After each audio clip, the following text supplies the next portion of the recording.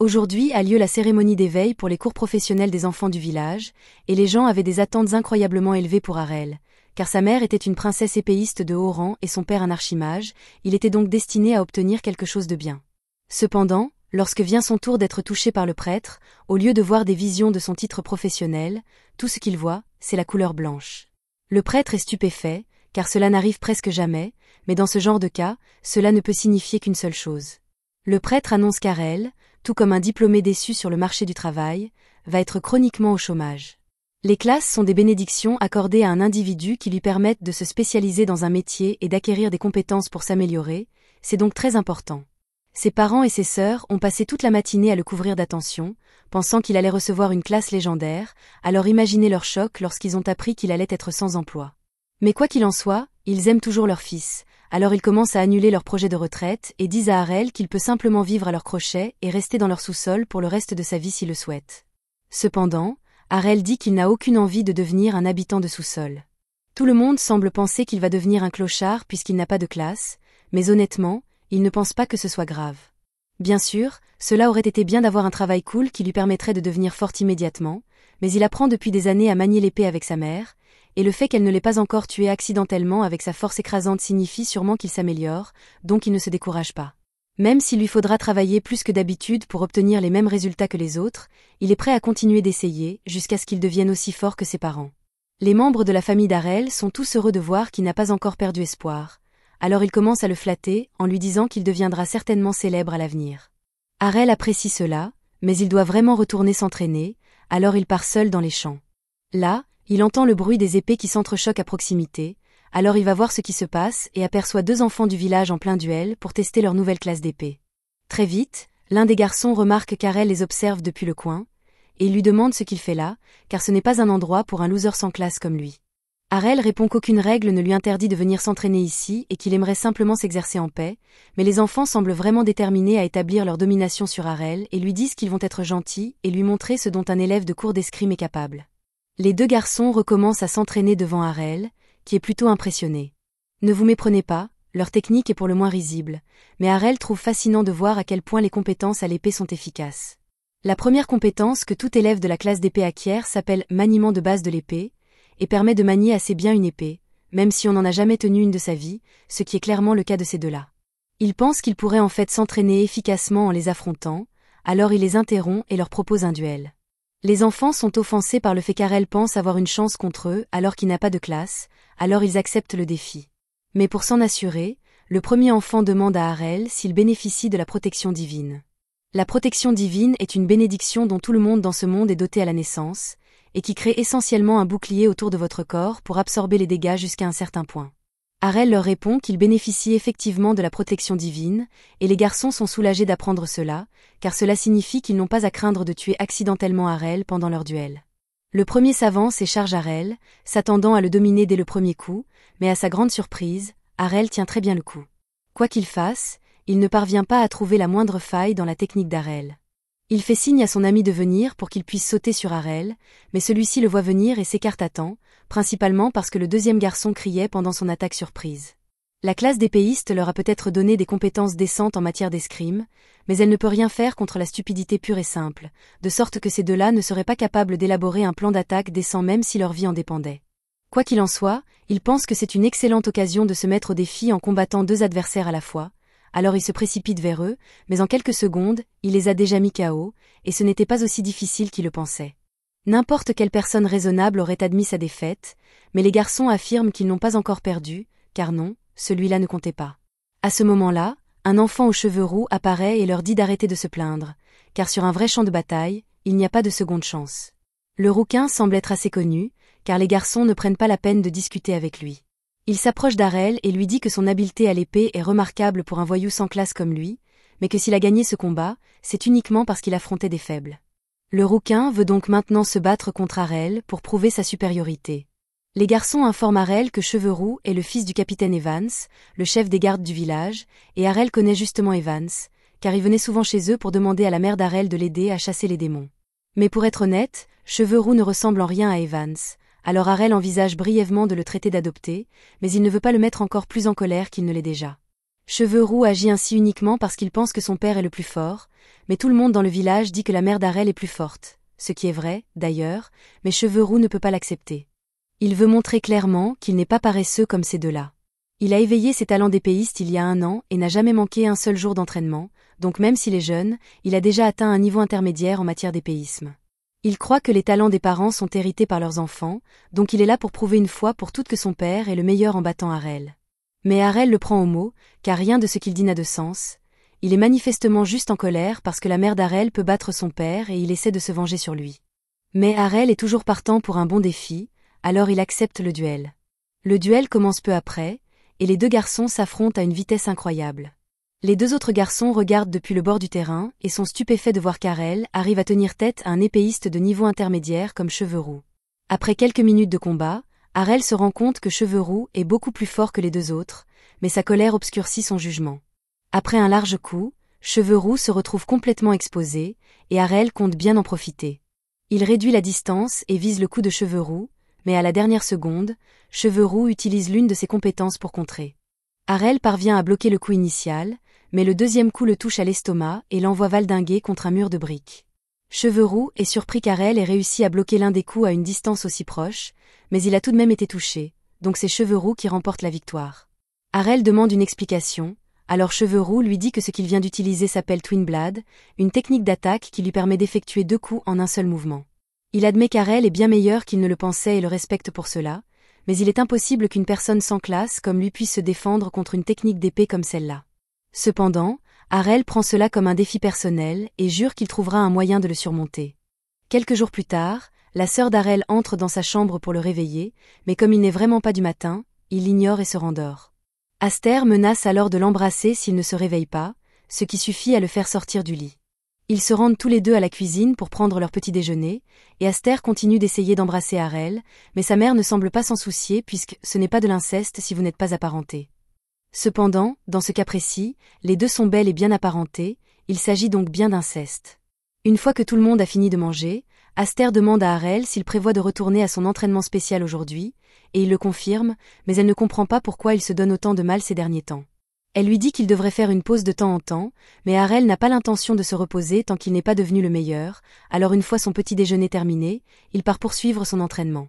Aster commence à s'inquiéter sérieusement pour lui, car il rentre tard tous les jours depuis qu'il s'est fait tabasser au terrain d'entraînement, mais Farah est convaincue qu'Arel est capable de se débrouiller tout seul et qu'il n'y a donc pas lieu de s'inquiéter.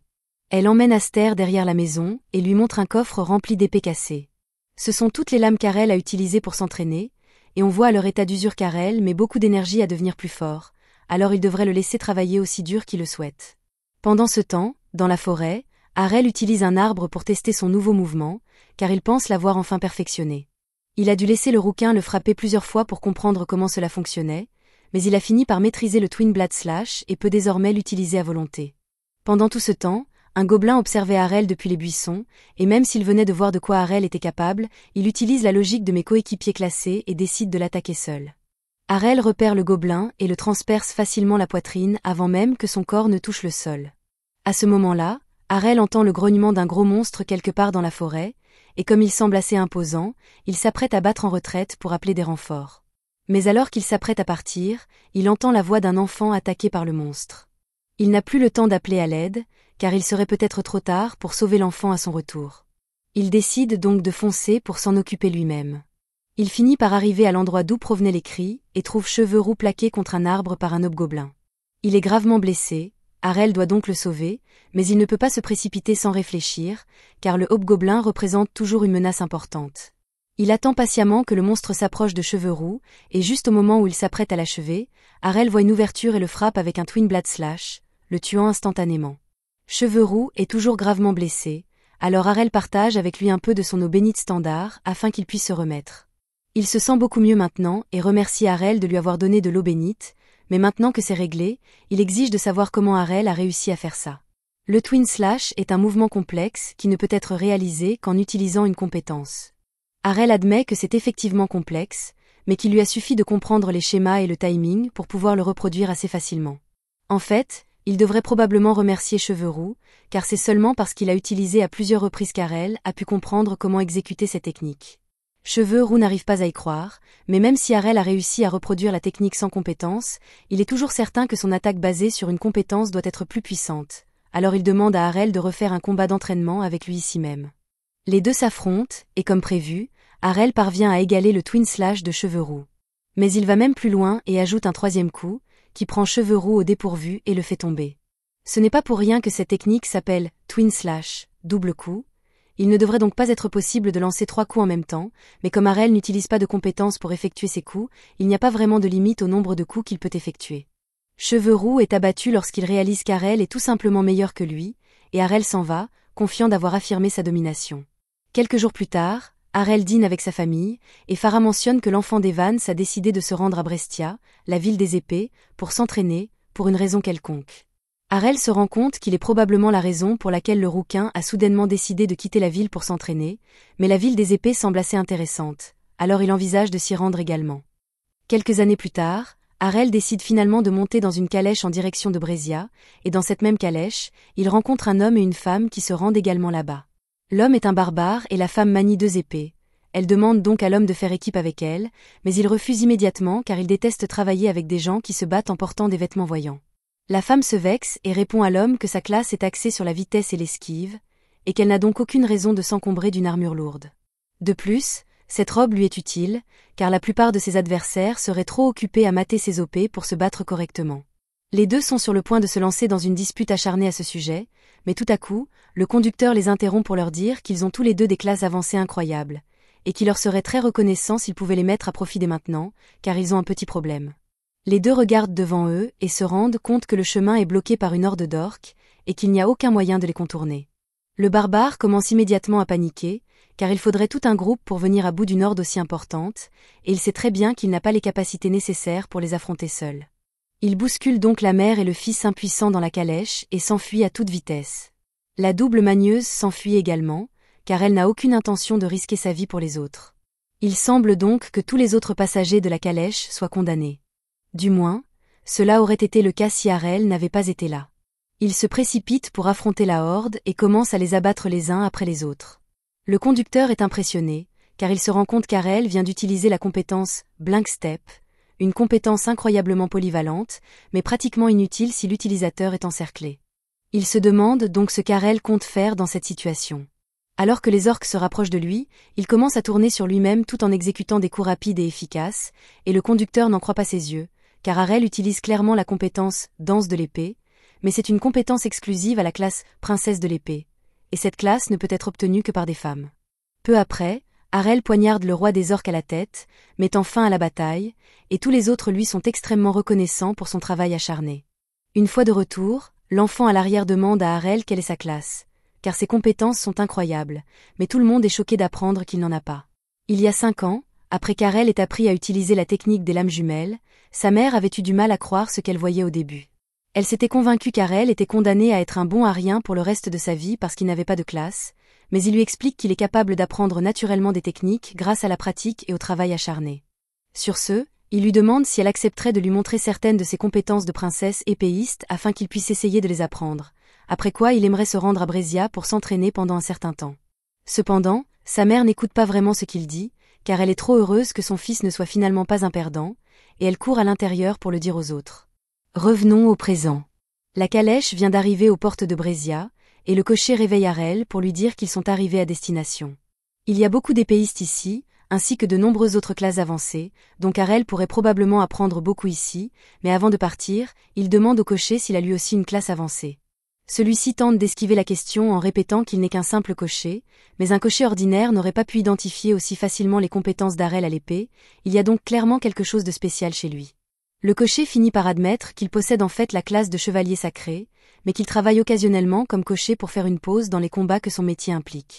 Il voit bien que c'est la première fois qu'Harel se rend dans une grande ville, alors il lui conseille de rejoindre une guilde dès que possible. La plupart des épéistes ici vivent des gains remportés lors des tournois de combat, et il est impossible de participer à ces tournois sans appartenir à une guilde. Il avertit toutefois Harel de faire attention à la guilde qu'il choisit, car certaines peuvent être peu recommandables. Après le départ du chauffeur, Harel se rend en ville pour trouver une guilde à rejoindre. Plusieurs semblent recruter, mais il veut s'assurer de choisir la meilleure.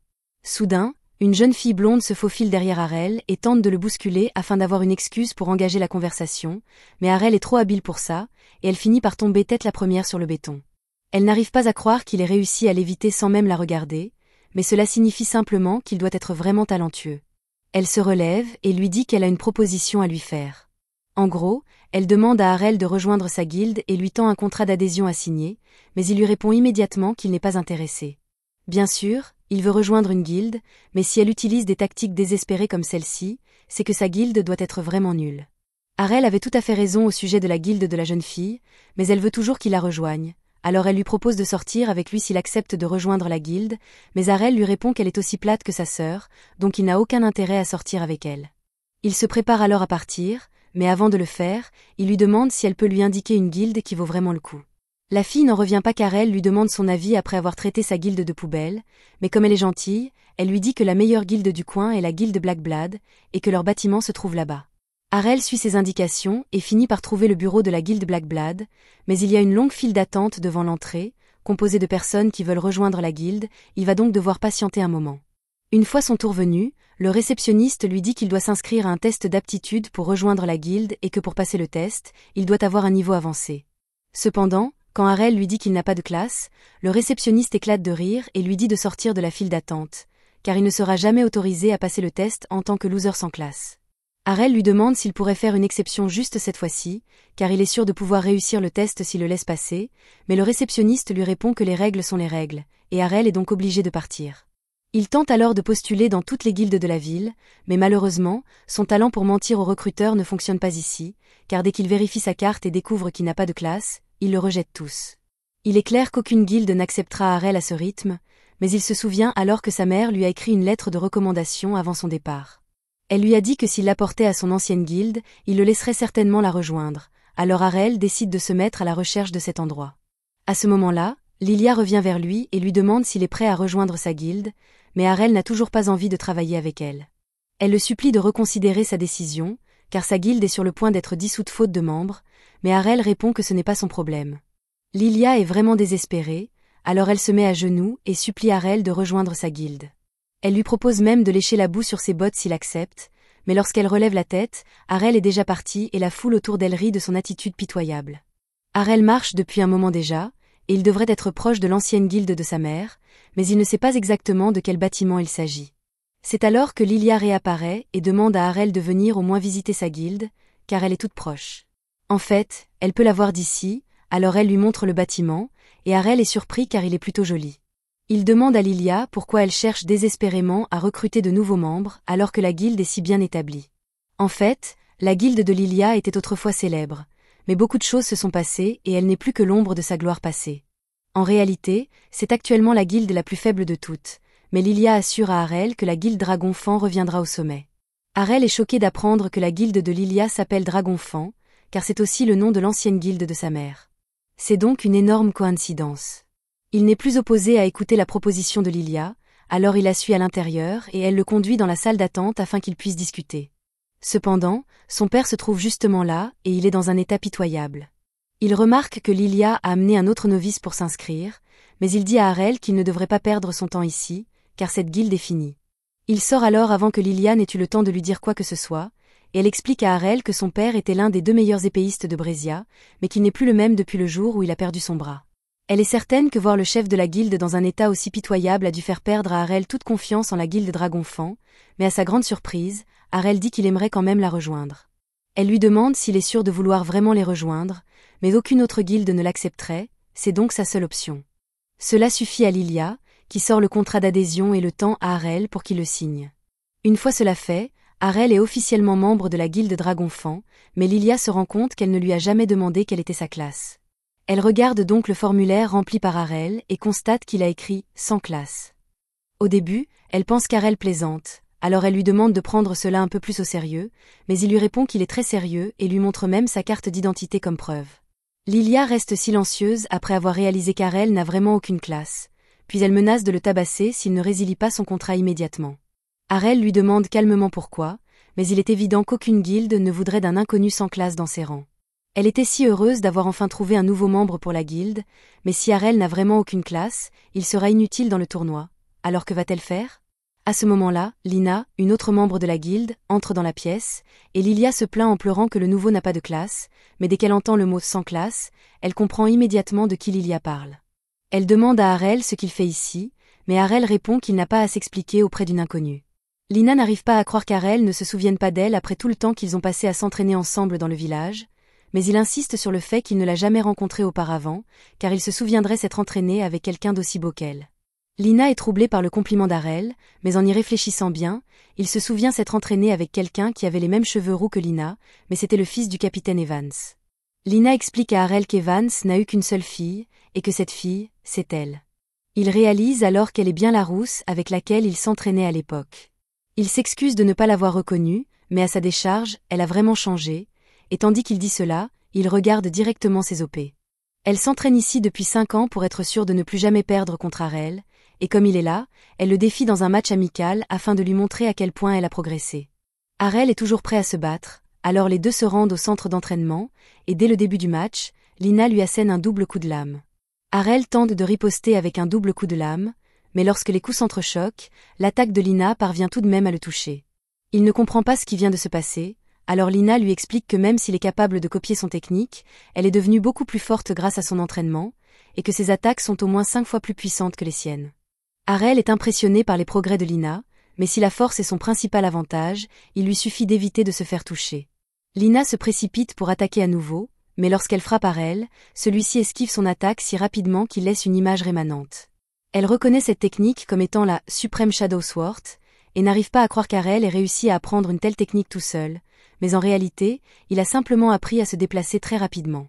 Lina n'a désormais plus aucun moyen d'atteindre Harel, et peu après, il la met KO en contrant l'une de ses attaques et en renvoyant la force contre elle. Harel est clairement le vainqueur du duel, et Lina essaie de faire comme si cela ne la dérangeait pas, mais elle se met à pleurer dès qu'elle quitte la pièce, car elle n'arrive pas à croire qu'Harel soit toujours plus fort qu'elle après 5 ans d'entraînement. Harel et Lilia décident de laisser Lina se calmer, alors ils retournent dans la salle de réunion, et une fois là-bas, Harel demande à Lilia de lui donner plus de détails sur la situation de la guilde. En résumé, elle explique que leur guilde est très endettée et qu'ils doivent remporter le prochain tournoi pour obtenir suffisamment d'argent pour rembourser leurs dettes, mais qu'au moins 3 membres doivent participer, c'est pourquoi elle était si désespérée de trouver quelqu'un pour rejoindre la guilde. Compte tenu des circonstances, Harel se demande pourquoi Lina a choisi de rester aussi longtemps. Alors Lilia explique que lorsque Lina est arrivée dans la ville, toutes les grandes guildes l'ont rejetée parce qu'elle ne voulait pas avoir à former une enfant, mais le père de Lilia l'a accueillie malgré son âge, et depuis lors, elle est une membre fidèle de la guilde. Quoi qu'il en soit, concernant la situation actuelle de la guilde, Harel pense qu'il n'y a pas lieu de s'inquiéter outre mesure, car tout sera résolu tant qu'ils remporteront le tournoi. Certes, ils devront affronter des équipes de 5 avec une équipe de seulement 3, mais il aime les défis. Le lendemain matin, Harel se réveille et rencontre Lina et Lilia pour discuter de la prochaine étape pour la guilde.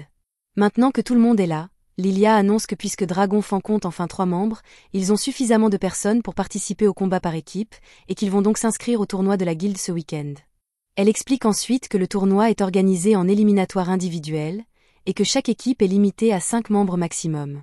Lina est un peu inquiète car ils ne seront que 3, mais Lilia la rassure en lui disant que cela ne devrait pas être trop difficile puisqu'elle et Lina sont toutes deux classées B. Tant qu'elle ne se retrouve pas face à un joueur classé A, tout devrait bien se passer. C'est la première fois qu'Harel entend parler de ce système de classement, alors Lilia lui en donne un aperçu rapide et lui explique qu'il existe au total 4 rangs qui détaillent la force d'un épéiste individuel.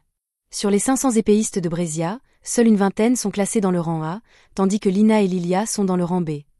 Harel n'est pas encore classé, mais comme il a réussi à battre Lina, Lilia suppose qu'il doit au moins être classé B lui aussi. Tant qu'ils n'ont pas de malchance dans le tirage au sort, ils ont donc de bonnes chances de gagner. À ce propos, le tableau des matchs devrait déjà être affiché sur le tableau d'affichage du Colisée, alors Lilia dit qu'elle va aller le consulter tout de suite. Pendant ce temps, Lina se lève pour aller s'entraîner jusqu'au retour de Lilia, mais avant qu'elle ne puisse partir, Harel la rappelle car il a une faveur à lui demander. Tout d'abord, comme elle est une puissante épéiste, il lui demande si elle possède d'autres compétences que sa simple force brute, et elle lui répond qu'elle possède une compétence appelée « Gut », qui lui permet essentiellement de bénéficier d'une protection divine plus longue que d'habitude. Harel y réfléchit sérieusement et en arrive à la conclusion que la compétence « Gut » serait un atout incroyable pour lui au combat, alors il s'approche de Lina et lui demande de le frapper à plusieurs reprises. Lina rougit et lui demande s'ils peuvent essayer quelque chose d'un peu plus normal, car elle pense qu'Harel lui demande de faire quelque chose de vraiment pervers, mais il lui répond qu'elle se méprend. La raison pour laquelle il veut qu'elle le frappe est qu'il suppose que la compétence GUT est simplement une capacité qui augmente l'endurance, et que la meilleure façon pour lui de la reproduire serait d'apprendre à encaisser les coups sans utiliser sa protection divine.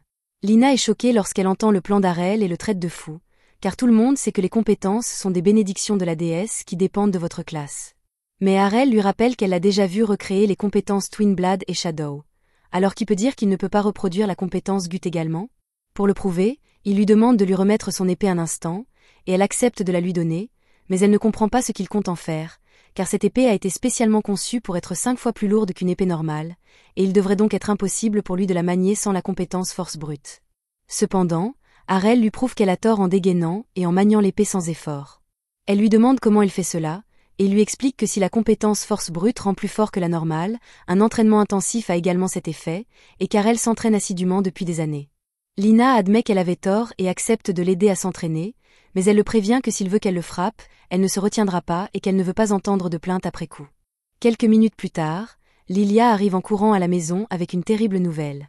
Elle vient de consulter le tableau du tournoi, et parmi toutes les équipes qu'ils auraient pu affronter, les organisateurs les ont opposés à la guilde Black Blood, qui compte des joueurs de rang A dans ses rangs. Malgré cela, Lilia reste confiante quant à la victoire de son équipe, mais maintenant qu'elle a fini son discours, elle se rend compte que Lina est en train de tabasser Arel depuis un moment. Lina se défend en disant que c'est lui qui lui a demandé de le faire, et malgré ses blessures graves, Arel ne semble pas trop s'en soucier, alors il se relève et demande ce qu'il y a pour le déjeuner.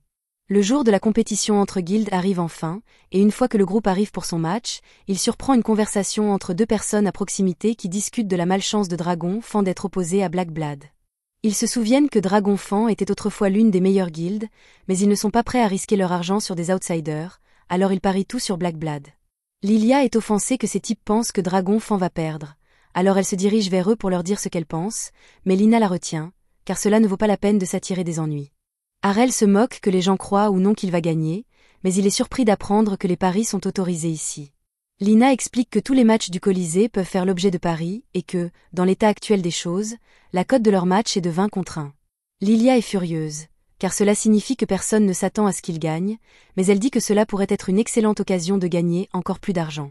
Si elle ne gagne pas, leur guilde sera de toute façon ruinée, alors elle a décidé de contracter un autre emprunt en utilisant leur bâtiment comme garantie afin de pouvoir parier sur leur match, et Arel comprend maintenant comment la guilde s'est retrouvée avec autant de dettes. À ce moment-là, Lilia entend un homme rire derrière elle, alors elle se retourne pour voir qui c'est, et à sa grande irritation, elle trouve Georg, le maître de la guilde Black Blood, debout là. Elle lui demande ce qu'il veut, et Georg lui répond qu'il est juste là pour leur souhaiter bonne chance, car il déteste voir son ancienne guilde rivale traverser une période difficile. Il a même entendu dire qu'ils étaient assez désespérés pour accepter un perdant sans classe comme membre. Lilia lui répond que cela ne le regarde pas, mais Georg lui dit qu'il s'est donné beaucoup de mal pour que leur guilde s'affronte dans le tournoi, et qu'il veut donc naturellement savoir qui fait partie de l'équipe de Dragon Fan. Lilia n'arrive pas à croire que Georg ait truqué les matchs juste pour pouvoir combattre Dragon Fan, mais il répond qu'il leur rend en fait service, car affronter une guilde populaire comme Black Blood leur a valu beaucoup d'attention, et qu'ils ont donc une chance de gagner beaucoup d'argent s'ils remportent la victoire, mais seulement s'ils parviennent à remporter une victoire miraculeuse contre les combattants de rang A de Black Blood. Peu de temps après, l'heure du combat principal de la journée arrive, et Arel et les autres se dirigent vers l'arène. Ils jettent un œil à la liste des combattants de Black Blood, et Arel est surpris que le maître de la guilde ne participe pas, car il semblait personnellement déterminé à les écraser lors de ce combat. Il se demande si Georg ne serait pas en train de les ménager, mais Lilia et Lina font remarquer que la composition de Black Blood est composée de leurs meilleurs combattants de rang A, et que le combat s'annonce donc extrêmement difficile. En entendant cela, Arel s'enthousiasme, car cela signifie qu'il aura l'occasion de voir beaucoup de nouvelles techniques, mais Lilia lui rappelle que le sort de Dragon Fan est en jeu et qu'il ferait mieux de prendre cela au sérieux. Une fois le match officiellement commencé, l'annonceuse présente la première combattante de Black Blood, l'escrimeuse Gio, mais lorsqu'elle commence à présenter le combattant de Dragon Fan, elle marque une pause, car selon la liste, elle est censée présenter un certain Arel, qui n'appartient à aucune classe, mais cela ne peut pas être vrai. La foule commence à murmurer, car elle n'arrive pas à croire qu'un perdant sans classe ait décidé de participer au tournoi, et Gio se sent personnellement insulté par le fait qu'ils doivent combattre un faible comme Arel. Dès le début du combat, Gio utilise Blink Dash pour réduire la distance et poignarder Arel à la poitrine, mais à sa grande surprise, il s'agit en fait d'une image résiduelle créée par la compétence Shadow d'Arel. Il ne comprend pas comment Arel peut utiliser une telle compétence alors qu'il n'a pas de classe, mais il s'adapte rapidement et commence à réfléchir à une stratégie pour contrer les images résiduelles. Cependant, il commet une erreur de calcul fatale en pensant qu'Arel ne peut créer que 3 images rémanentes. Après avoir éliminé 3 des clones, il baisse sa garde, permettant au véritable Arel de fondre sur lui et de lui porter le coup de grâce. Gio tombe au sol, inconscient, et la foule s'emballe devant ce revirement inattendu. Lilia et Lina avaient toutes deux confiance en la victoire d'Arel, mais Lina n'aurait jamais pu imaginer qu'il gagnerait aussi facilement, et tout le monde dans la foule est tout aussi surpris. Mais Arel, quant à lui, est beaucoup plus préoccupé par le fait qu'il n'a pas réussi à comprendre comment fonctionnait la technique de Gio pendant leur combat, et il va donc devoir y travailler plus tard. Le prochain adversaire d'Arel est un double épéiste. Alors que le garçon se précipite sur lui, Arel bloque facilement la première attaque et riposte avec un coup de Twin Blade qui le fait tomber d'un seul coup, lui permettant ainsi de remporter une nouvelle victoire. Le troisième adversaire qu'il doit affronter est un barbare, et comme Arel n'a combattu que des épéistes jusqu'à présent, il tente de le surprendre avec un coup de pied, mais il est loin d'être assez rapide pour prendre Arel au dépourvu. Il effectue donc un blink dash derrière le barbare et lui tranche le cou pour mettre fin au combat. Lina a du mal à croire qu'Arel vient d'éliminer tout seul le troisième combattant de rang A, mais Lilia est très enthousiaste car, avec un peu de chance, Arel pourrait remporter les 5 combats à lui seul. Lina dit à Lilia qu'elle donne l'impression de ne pas vouloir participer au tournoi, et Lilia répond que c'est parce que c'est vrai.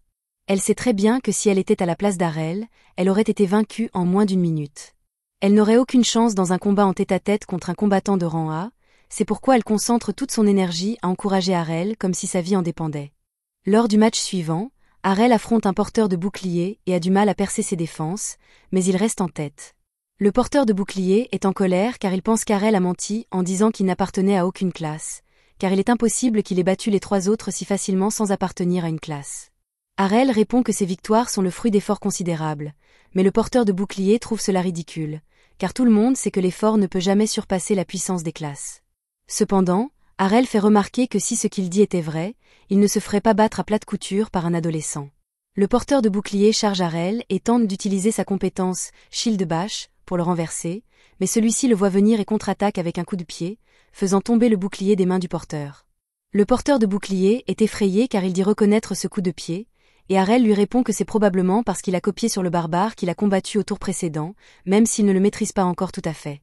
Pendant qu'il parle, il ajuste sa position et tente un autre coup de pied, frappant le porteur de bouclier sur le côté. Le porteur de bouclier ne comprend pas comment cela est possible, car il est impossible d'apprendre une technique comme celle-ci de manière informelle. Arel admet que certaines techniques sont vraiment complexes et nécessitent beaucoup d'entraînement pour être maîtrisées, mais qu'il peut apprendre les plus basiques simplement en voyant quelqu'un les utiliser. Pour le démontrer, il se dirige vers le bouclier posé au sol, le ramasse, puis assomme le porteur de bouclier avec sa propre attaque Shield Bash. C'est maintenant sa 4e victoire, et il est clair qu'Arel est incroyablement fort, mais la foule commence à douter qu'il soit vraiment sans classe. Ils pensent tous qu'il fait semblant, alors ils se mettent à crier pour qu'Arel soit disqualifié. Cependant, en raison de toute cette indignation, les organisateurs décident de prendre la liberté de contacter l'association des guildes pour obtenir une copie de l'évaluation de classe originale d'Arel. L'annonceuse lui demande s'il est d'accord pour qu'elle partage ses informations personnelles avec la foule, et il répond que cela ne le dérange pas si cela permet de calmer tout le monde. Elle montre alors la carte d'évaluation d'Arel à tous, et il est clair comme de l'eau de roche qu'Arel n'a pas de classe, donc tout le monde convient qu'il ne fait pas semblant. Lilia dit que si elle avait su qu'Arel était aussi fort, elle aurait misé encore plus gros en vendant certains des trésors de son père.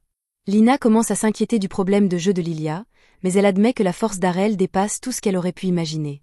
Le dernier combattant Blackblade est appelé sur scène, et Arel comprend immédiatement que ce type est au-dessus du lot, et qu'il doit donc se montrer prudent.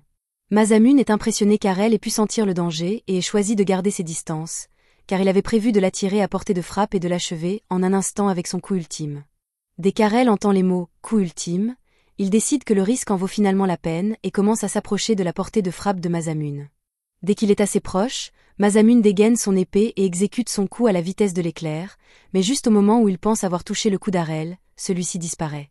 Il ne comprend pas ce qui vient de se passer, mais Arel apparaît simplement derrière lui et lui explique que même si Masamune est incroyablement rapide, il a été entraîné par quelqu'un qui l'est encore plus, et que sa vitesse de réaction est donc d'un tout autre niveau.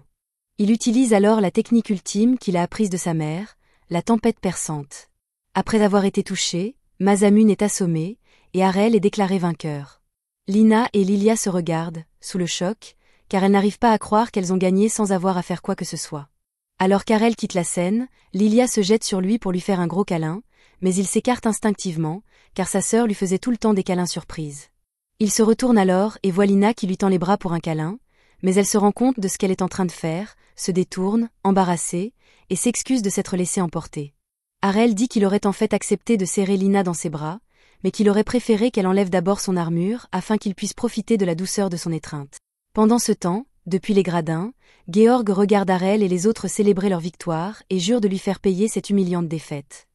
Ce soir-là, ils retournent tous à leur guilde pour fêter la victoire remportée grâce à Harel, et Lilia tente toujours de le convaincre de l'épouser afin de pouvoir profiter de son talent pour le reste de sa vie, mais il répond que s'il devait épouser quelqu'un, ce serait Lina.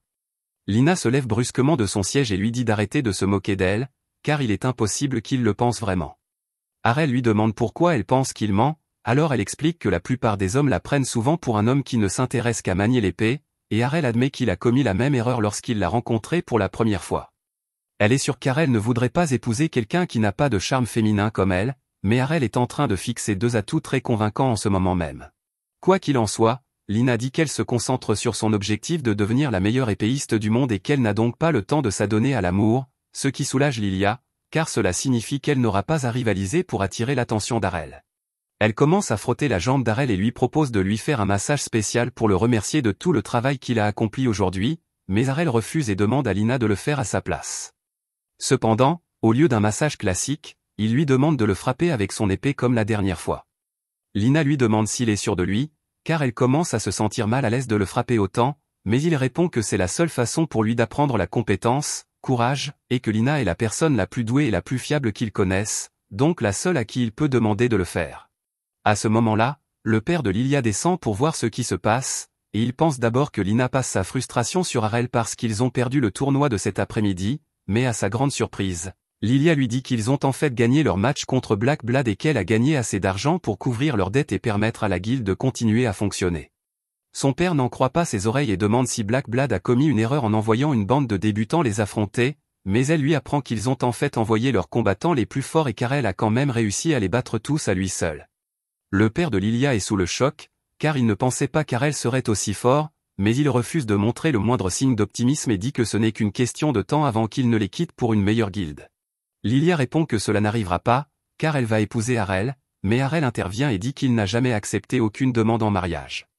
Le père de Lilia continue de dire qu'il est inutile d'essayer de sauver la guilde, mais Harel en a assez de toute cette négativité, alors il dit au père de Lilia de se taire, car au moins Lilia a essayé de faire quelque chose de sa vie, contrairement à son père qui n'est qu'une excuse pitoyable.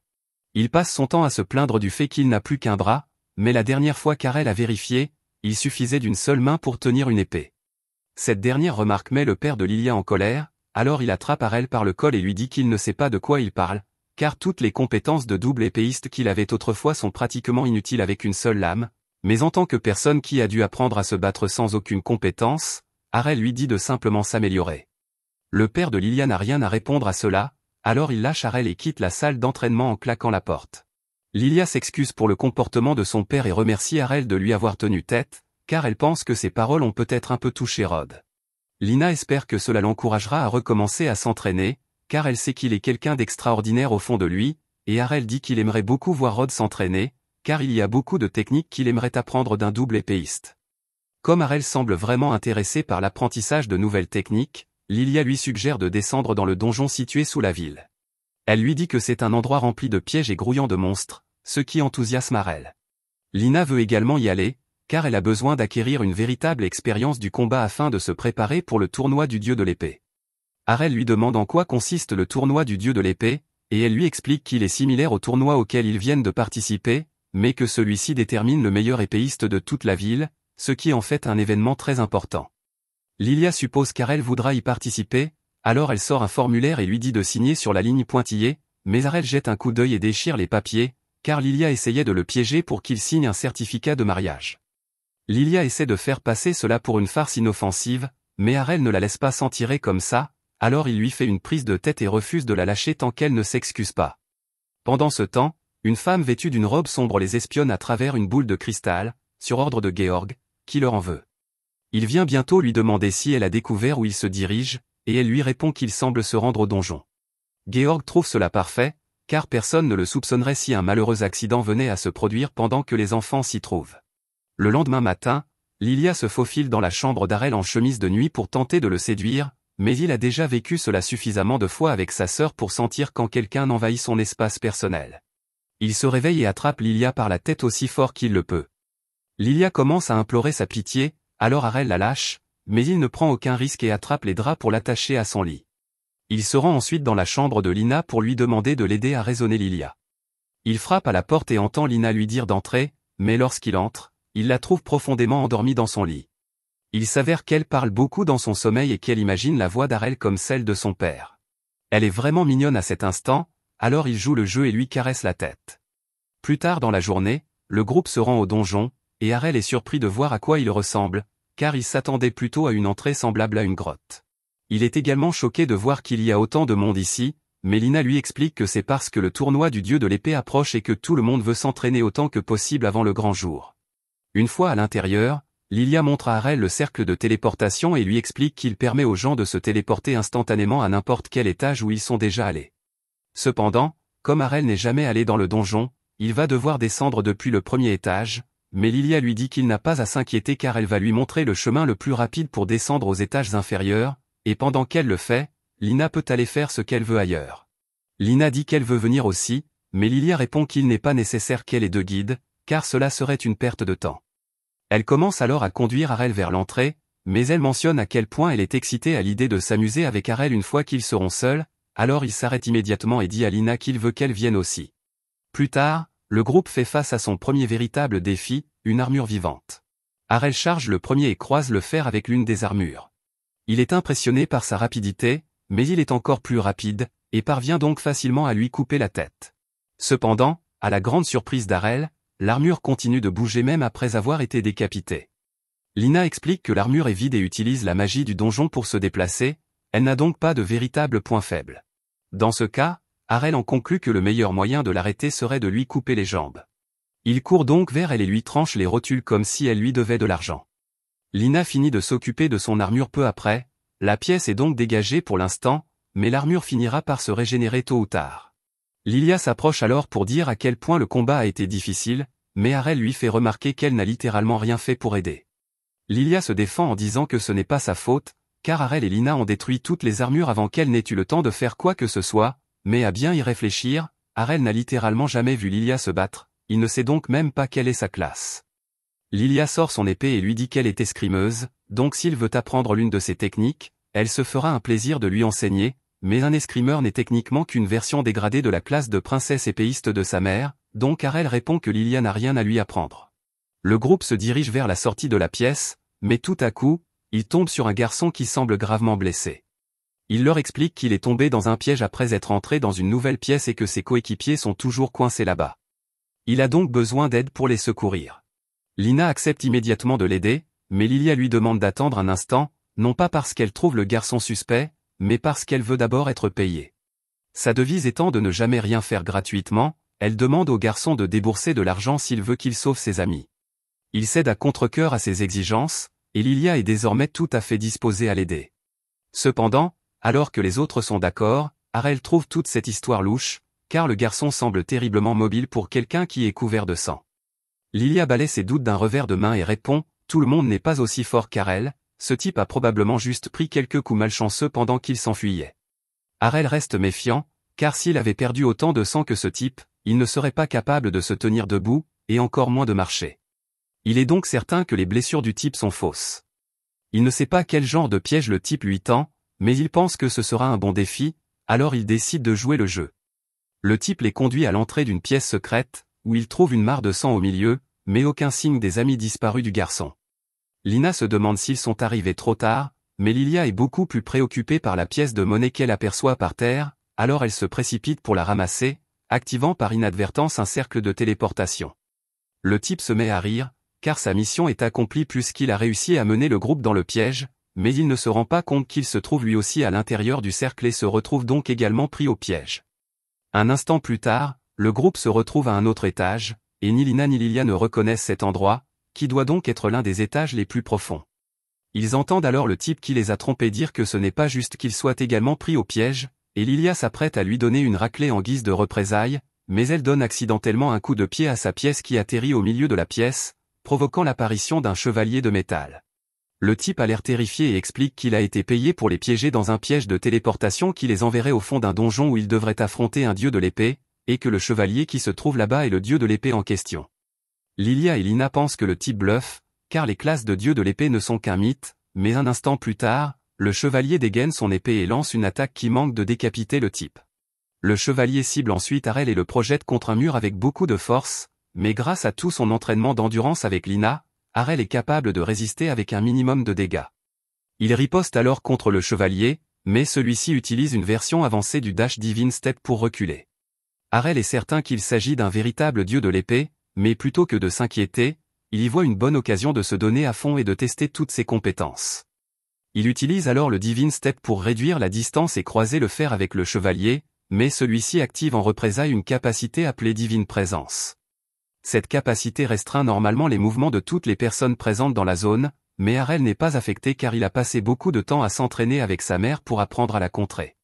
À l'époque, il pouvait à peine rester debout, mais aujourd'hui, il est capable d'esquiver l'attaque du chevalier et de le tailler en pièces avec son Infinite Break Slash. Maintenant que le combat est terminé, Harel boit de l'eau bénite pour récupérer, et pendant qu'il se repose, Lina et Lilia lui demandent comment il connaissait les techniques du dieu de l'épée alors qu'elle-même ne les avait jamais vues auparavant. Il explique qu'il les a apprises de sa mère, et que même si elle se limite généralement aux techniques d'une princesse de l'épée, elle est en réalité un dieu de l'épée. Cela semble difficile à croire, mais Lina sait qu'Harel ne mentirait pas à ce sujet, alors elle le croit. Cependant, elle ne comprend pas pourquoi sa mère ferait semblant d'être une princesse épéiste. Il répond que sa mère ne voulait tout simplement pas attirer l'attention que cela impliquerait, alors elle a gardé cela secret. De retour à la surface, Rod vient d'apprendre le piège tendu par Georg, et il est bouleversé à l'idée que sa fille puisse être morte, mais à la surprise de Rod et Georg, Harel et les autres entrent dans le bar en riant comme si de rien n'était. Rod est soulagé que Lilia soit saine et sauve, et Georg n'arrive pas à croire qu'ils aient réussi à survivre face à un dieu de l'épée. Lilia sourit et dit à Georg qu'Harel l'a facilement vaincu, mais ce n'est pas tout, car ils ont déjà obtenu des aveux de l'enfant selon lesquels Georg était l'instigateur du piège. Georg commence à paniquer un peu à l'idée d'avoir été pris, mais il se souvient alors qu'il n'y a pas de loi dans le donjon et qu'il ne peut donc pas être arrêté pour les crimes commis à l'intérieur. Il sort avec assurance, leur disant qu'ils ne peuvent rien y faire, mais dès qu'il rentre chez lui, il commence à saccager sa chambre, car il n'arrive pas à croire qu'un enfant comme Harel soit tellement meilleur que lui. Soudain, une épée dans sa chambre se met à lui parler et lui promet de l'aider à atteindre son objectif s'il la libère. Le lendemain, Lilia et Lina sont assises dans un salon, et Lilia semble très inquiète car les appariements préliminaires du tournoi ont été affichés, et elle vient d'apprendre qu'elle va devoir affronter Harel, ce qui signifie qu'elle n'a plus aucune chance d'atteindre la finale. Harel lui dit de ne pas trop s'en faire, car ses chances de gagner le tournoi étaient déjà assez minces vu son niveau, mais cela ne la réconforte pas pour autant. Heureusement pour Lina, elle n'est pas dans la même partie du tableau qu'Harel, mais elle devra tout de même affronter de nombreux adversaires coriaces, elle devra donc faire de son mieux si elle veut passer les préliminaires cette année. Lilia a également l'intention de faire de son mieux, même si elle sait qu'elle n'a aucune chance de battre Harel. Elle dit donc qu'elle va retourner dans le donjon pour s'entraîner aujourd'hui. Elle demande à Harel de l'accompagner, car elle veut qu'il soit là pour la protéger au cas où quelque chose de grave arriverait, mais il n'a pas vraiment envie de retourner dans le donjon. À ce moment-là, Rod sort pour voir ce qui se passe, et après avoir appris que Lilia prévoit de retourner dans le donjon, il lui recommande d'être très prudente, car on ne sait pas quand Georg pourrait lui tendre un autre piège, et il ne veut pas la perdre. Lilia voit que son père est vraiment inquiet pour elle, alors elle lui assure qu'elle restera sur ses gardes à tout moment, ce qui le soulage énormément. Harel est surpris par le changement soudain de comportement de Rod, mais après avoir failli perdre sa fille à cause de la cruauté de Georg, il a réalisé qu'il ne pouvait pas rester faible simplement parce qu'il avait perdu un bras, et il a donc décidé de recommencer à s'entraîner. Quelque temps plus tard, le jour des préliminaires de la Coupe du Dieu de l'Épée arrive enfin et une foule immense se rassemble pour voir tous les épéistes s'affronter. Malgré tout son entraînement, Lilia finit par perdre son premier combat contre un inconnu, ce qui la contrarie beaucoup. Harel tente de la réconforter en lui disant que son échec était inévitable et qu'elle n'a donc pas à s'en vouloir, mais cela ne la réconforte pas le moins du monde. Harel a remporté tous ses combats jusqu'à présent, et le prochain match de cette catégorie sera donc la finale. Bien que Lilia soit consciente de sa force, elle lui recommande de rester sur ses gardes, car la femme qu'il va affronter possède de nombreuses compétences uniques. Harel se demande ce que Lilia entend par « compétences uniques », car il pensait l'avoir vue à peu près toutes les compétences du donjon. Cependant, Lilia explique que jusqu'à présent, Harel n'a rencontré que des compétences d'escrime, mais que cette femme appartient à la classe des épéistes magiques, ce qui signifie qu'elle peut enchanter sa lame avec de la magie pendant qu'elle se bat.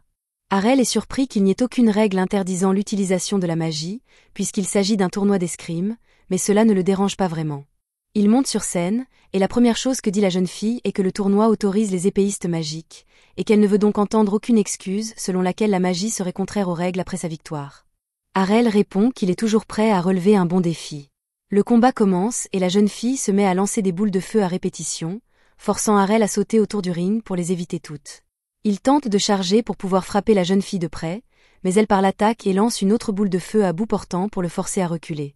À ce stade, Arel a une bonne idée des capacités de la jeune fille et il admet qu'il doit être très pratique de pouvoir attaquer à la fois à longue et à courte distance, mais au final, il estime que son niveau de compétence n'est que moyen, car elle ne maîtrise vraiment ni la magie ni le maniement de l'épée. Elle ne fait que lancer des attaques à répétition. La jeune fille s'offusque et répond à Arel qu'il ne dira plus cela lorsqu'elle utilisera sa technique ultime contre lui. Elle utilise alors la magie pour envelopper son épée de flamme, ce qui attire l'attention car c'est un spectacle rare. Elle commence à lancer des vagues de feu sur Arel, qui est vraiment impressionné car les mouvements erratiques des flammes rendent difficile de déterminer d'où viennent les attaques.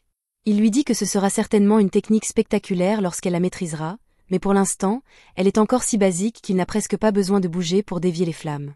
Si l'habileté à l'épée de la jeune fille était au moins aussi bonne que celle de Lilia, il aurait peut-être eu du mal à contrer la technique de l'épée de feu, mais elle est juste venue ici dans l'espoir de battre ses adversaires grâce à sa puissance de feu, il ne lui faudra donc pas grand-chose pour la vaincre. La jeune fille se met en colère et dit qu'il est impossible qu'elle soit vaincue par un loser sans classe, mais l'instant d'après, Arel utilise un double coup d'épée pour éteindre le feu de son épée, puis il se précipite vers elle pour la mettre KO. Arel est ainsi déclaré vainqueur de cette partie des préliminaires, mais la seule chose qui l'intéresse à présent est de savoir s'il existe un entraînement spécial qui lui permettrait d'apprendre à utiliser la magie. Quelques jours plus tard, Lilia réveille son père qui fait la sieste et lui dit que c'est l'heure du match d'Arel dans la coupe du dieu de l'épée, mais Rod répond qu'il n'ira pas. Lilia commence à lui tirer le bras et à le supplier de se lever, car leur guilde a déjà réservé des places, mais il refuse catégoriquement d'assister au tournoi. Lilia lui demande si c'est parce qu'il a peur de croiser Georg là-bas, mais il répond que ce n'est pas la raison. Il explique qu'il a recommencé à s'entraîner il y a quelques jours et qu'il s'est rendu compte à quel point il était rouillé. Il pourrait même avoir du mal à remporter le tournoi Sword God dans son état actuel, mais entendre son père parler de la victoire comme si c'était le minimum l'a vraiment énervé, car elle n'a même pas pu se qualifier. Elle lui dit qu'il ira à l'arène aujourd'hui, qu'il le veuille ou non, et elle le tire du canapé pour qu'il s'habille. Une fois Rod prêt, Lilia et lui se mettent en route vers l'arène, et même s'il se plaint de ne pas vouloir aller au tournoi, Lilia sait qu'il serait allé le voir en secret de toute façon, car il ne rate jamais une occasion de voir les membres de sa guilde performer, et Rod ne peut pas le nier. Pendant ce temps, dans l'arène, Lina s'agite sur son siège, car elle est très nerveuse à l'approche de son combat.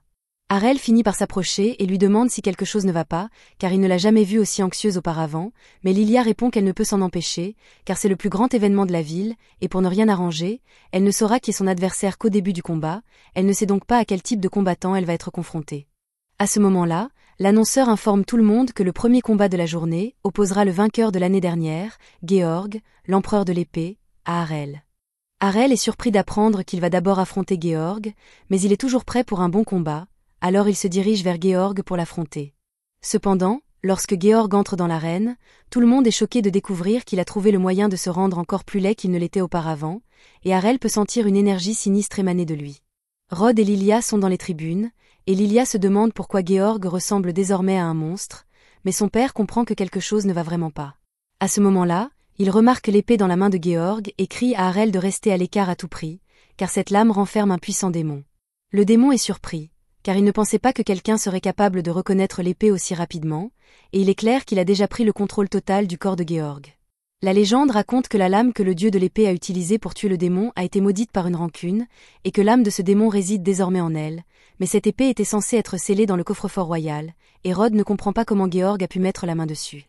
Le démon répond qu'il ne fallait qu'une question de temps avant qu'un idiot ignorant ne vienne chercher le pouvoir et ne le libère, et que cet idiot était Georg. Le démon d'Urgilda prévoit donc maintenant de semer le chaos dans le monde. Je ne comprends toutefois pas pourquoi il a choisi d'attendre patiemment le début du tournoi avant de faire son apparition s'il veut simplement détruire le monde. Lina n'arrive pas à croire que Durgilda soit vraiment là, car elle a appris en cours d'histoire que ce démon avait été invoqué par une divinité maléfique dans l'Antiquité pour brûler le monde, mais tout le monde pensait que c'était un mythe. Tout le monde commence à paniquer lorsqu'il se rend compte qu'il ne s'agit pas d'une blague, alors ils se mettent tous à courir hors de l'arène, et Durgilda adore tous ces cris de terreur pure. Cependant, avant que quiconque ne puisse sortir du stade, Durg lance un sort pour créer une barrière qui les emprisonne tous à l'intérieur. Malgré tous leurs efforts, Aucun d'entre eux ne parvient à s'échapper, et Durg prévoit de prendre son temps pour les massacrer tous, mais il remarque alors qu'Arel se prépare à se battre. Il trouve amusant qu'un gamin comme lui soit assez stupide pour lever son épée au lieu de supplier qu'on lui accorde grâce, mais Arel se dit confiant dans sa capacité à remporter ce combat. Après tout, il y a longtemps, Durg a été vaincu par un dieu de l'épée, il n'est donc pas invincible. Durg admet qu'il a effectivement été vaincu par un dieu de l'épée dans le passé, mais d'après les souvenirs de Georg, il n'y a actuellement aucun dieu de l'épée en vie, donc personne ne peut l'arrêter. Arel dit à Durg qu'il s'est trompé sur 2 points à l'instant. Tout d'abord, il existe encore au moins un dieu de l'épée vivant à cette époque, et deuxièmement, même si Arel n'est pas techniquement un dieu de l'épée, il est toujours convaincu qu'il peut battre Durg. Durg se met à rire, pensant qu'Arel doit être délirant, mais il cesse rapidement de trouver cela drôle lorsqu'Arel utilise son pas divin pour réduire la distance qui les sépare et manque de décapiter Durg. Durg n'en croit pas ses yeux, car seul un dieu de l'épée devrait avoir cette capacité. Il exige donc de savoir comment il l'a acquise, mais Arel n'est pas disposé à parler pour le moment. Il commence à attaquer Durg sans relâche, mais Durg affiche soudain un sourire narquois lorsqu'il réalise qu'il se trouve dans le corps d'un empereur de l'épée, ce qui rend ses coups d'épée incroyablement puissants. Il saute en l'air et frappe directement l'épaule d'Arel, le projetant au sol, mais à la grande surprise de Durg, une fois la poussière retombée, Arel est parfaitement indemne. Il ne comprend pas comment un enfant a pu esquiver une attaque aussi puissante, mais Arel répond simplement que son entraînement pour acquérir la compétence « courage » commence enfin à porter ses fruits. Durg commence à s'inquiéter car rien de ce qu'il tente contre Arel ne fonctionne, et à ce rythme, ce n'est qu'une question de temps avant qu'il ne soit vaincu. Peu après, Arel utilise la compétence « pause infinie » pour attaquer Durg des centaines de fois en une seule seconde, ce qui est bien trop pour lui. Il finit par être submergé et Arel remporte la victoire. Le corps de Georg est complètement hors d'état de nuire, et Arel est convaincu que Durg ne devrait plus être en mesure d'attaquer, alors il commence à s'éloigner. Pendant ce temps, Durg prononce intérieurement tous les jurons possibles et imaginables, car il ne veut pas être à nouveau scellé, mais il sait qu'il n'a aucun moyen de battre Arel. Il en arrive à la conclusion que la meilleure chose à faire serait de s'éloigner le plus possible d'Arel, mais pour cela, il doit trouver un nouvel hôte dont le corps sera assez fort pour s'échapper. Il envisage brièvement de s'en prendre à Lina, mais Arel est trop près d'elle, alors il décide plutôt de cibler Rod. Soudain, Arel remarque que l'épée du démon s'envole de la main de Georg dans sa direction. Il se jette devant Lina pour la pousser hors de danger, mais l'épée remonte et frappe les gradins à la place. Lorsque la fumée se dissipe, Lilia est indemne, mais Durg tient désormais l'épée contre son cou avec le corps de Rod et exige qu'Arel le laisse partir, sinon sa femme sera tuée. Arel répond sans détour qu'il n'a jamais épousé Lilia, mais Durg pense qu'il bluffe car il a accès aux souvenirs de Rod et se souvient clairement de toutes les fois où Lilia a dit à Rod qu'elle allait épouser Arel. Arel n'a soudainement plus envie de sauver Lilia, alors il se prépare à attaquer quand même, mais Lina lui dit d'arrêter car Lilia est toujours leur amie. Arel lui dit qu'il n'y a pas vraiment de raison de s'inquiéter, car il ne pense pas que Durg serait capable de faire du mal à Lilia, et Durg prend cela comme un défi. Il se prépare donc à trancher la gorge de Lilia pour prouver qu'il est sans pitié, mais pour une raison quelconque, ses bras refusent de bouger.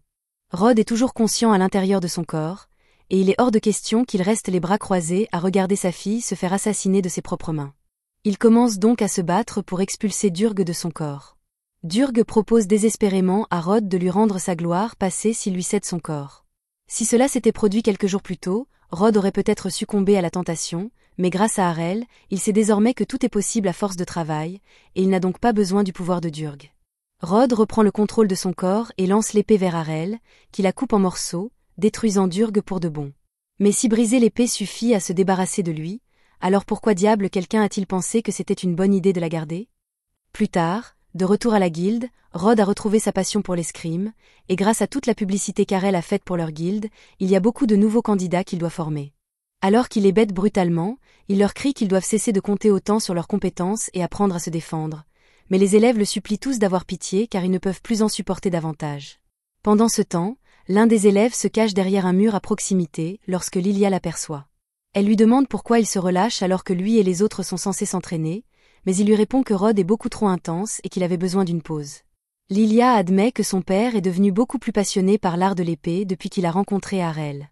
En parlant d'Arel, le garçon demande où il est, car il ne s'est pas montré de toute la journée.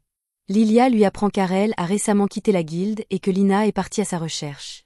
Lilia a réussi à se contenir jusqu'à présent, mais elle fond soudainement en larmes, car elle trouve injuste qu'Arel l'ait abandonnée. Quant à Arel, il est actuellement en route pour retourner dans sa ville natale, et le chauffeur est surpris d'apprendre qu'Arel a remporté la coupe du dieu de l'épée pendant son court séjour dans la ville. Il lui demande s'il est sûr de vouloir partir si soudainement au sommet de sa gloire, mais Harel répond qu'il n'a plus rien à apprendre ici et qu'il n'y a donc aucune raison de rester plus longtemps. De plus, il avait l'intention de rentrer chez lui afin de pouvoir enfin tester ses compétences, car avec tout ce qu'il a appris, il pourrait peut-être enfin vaincre sa mère. De retour dans la ville natale d'Harel, sa mère est occupée à cueillir des fleurs dans le jardin. Il essaie de s'approcher d'elle sans se faire remarquer, mais elle l'interpelle soudainement sans même regarder dans sa direction. Elle lui dit qu'elle est heureuse de le revoir et qu'elle voit bien qu'il est devenu beaucoup plus fort, car elle n'a pas senti sa présence avant qu'il ne soit à quelques mètres d'elle. Harel lui annonce sans détour qu'il a remporté la coupe du dieu de l'épée, ce qui enthousiasme sa mère, car elle avait fait de même lorsqu'elle était enfant. Cependant, alors qu'Harel s'apprête à lui demander un duel pour tester sa force, elle décide d'affirmer sa supériorité et se précipite devant lui si rapidement qu'il n'a pas le temps de réagir. Sa mère ne fait que s'amuser, mais si elle avait tenu une épée à la place d'une fleur, il aurait pu avoir de sérieux ennuis, et c'est exactement pour cette raison qu'il veut s'entraîner à nouveau avec elle. Elle lui dit qu'elle ne serait pas contre s'entraîner avec lui, mais que s'il le faisait maintenant, il finirait certainement par détruire la maison. Elle invite donc Harel à venir au terrain d'entraînement derrière la montagne, et il accepte avec joie. Une fois arrivée, Farah lui dit qu'elle est impatiente de voir à quel point son fils est devenu fort, puis elle se jette immédiatement sur lui avec une autre attaque Divine Step. Cependant, après l'avoir vu faire une fois, Harel a compris comment réagir, alors il lève son épée à temps et bloque son attaque. Il saute ensuite en l'air et effectue une combinaison de Divine Slash et Twin Blade Slash, mais Farah parvient à bloquer toutes les attaques avant qu'elle ne la touche. Elle est impressionnée qu'Harel ait réussi à combiner deux compétences, et Harel lui demande quelle compétence elle a utilisée pour bloquer ses attaques, car il ne l'avait jamais vue auparavant, mais elle lui répond qu'elle n'a utilisé aucune compétence. En l'observant, Harel a appris à ne pas trop compter sur les compétences spéciales tout le temps, car elle se contentait de manier son épée normalement pour contrer ses attaques. Pendant ce temps, en ville, les habitants entendent soudainement beaucoup de bruit provenant de la forêt et sont tous effrayés, craignant qu'il s'agisse d'un monstre puissant, mais ce ne sont qu'Harel et Farah qui se battent de toute leur force.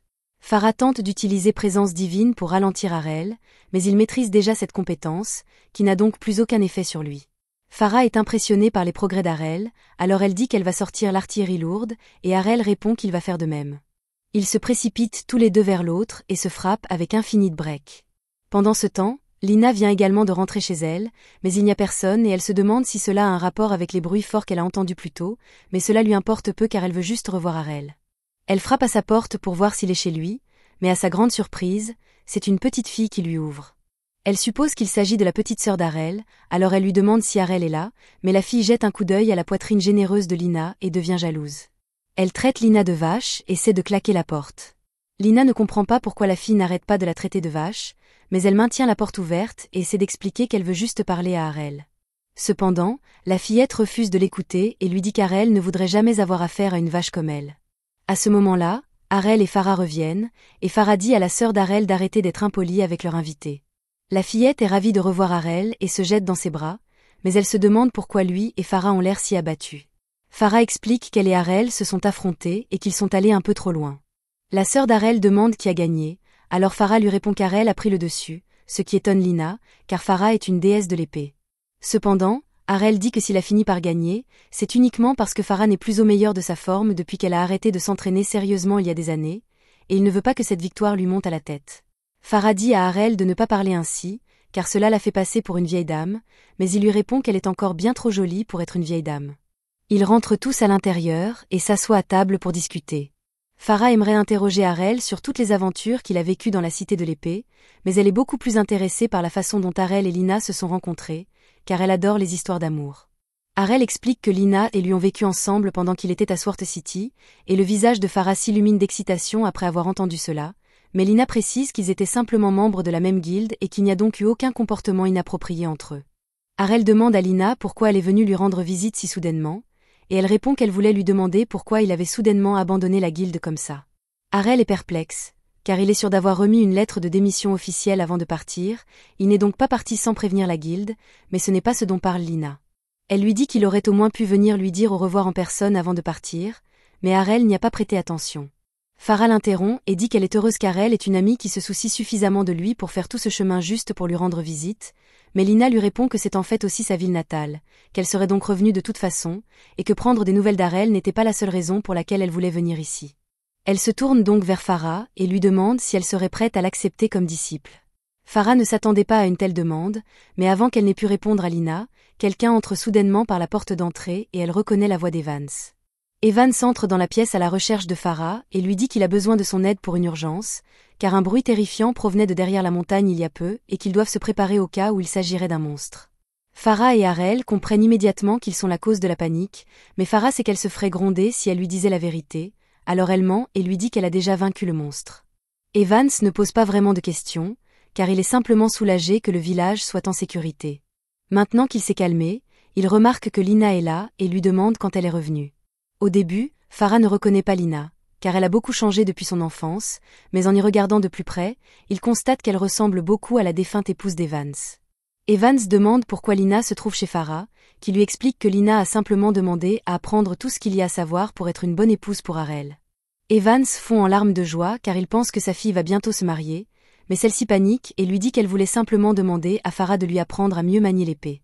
Farah insiste sur le fait qu'il y aura du temps pour apprendre à manier l'épée et pour les leçons de femme au foyer, mais lorsque Lina se tourne vers Evans pour lui demander de raisonner Farah, à sa grande surprise, celui-ci semble tout à fait d'accord.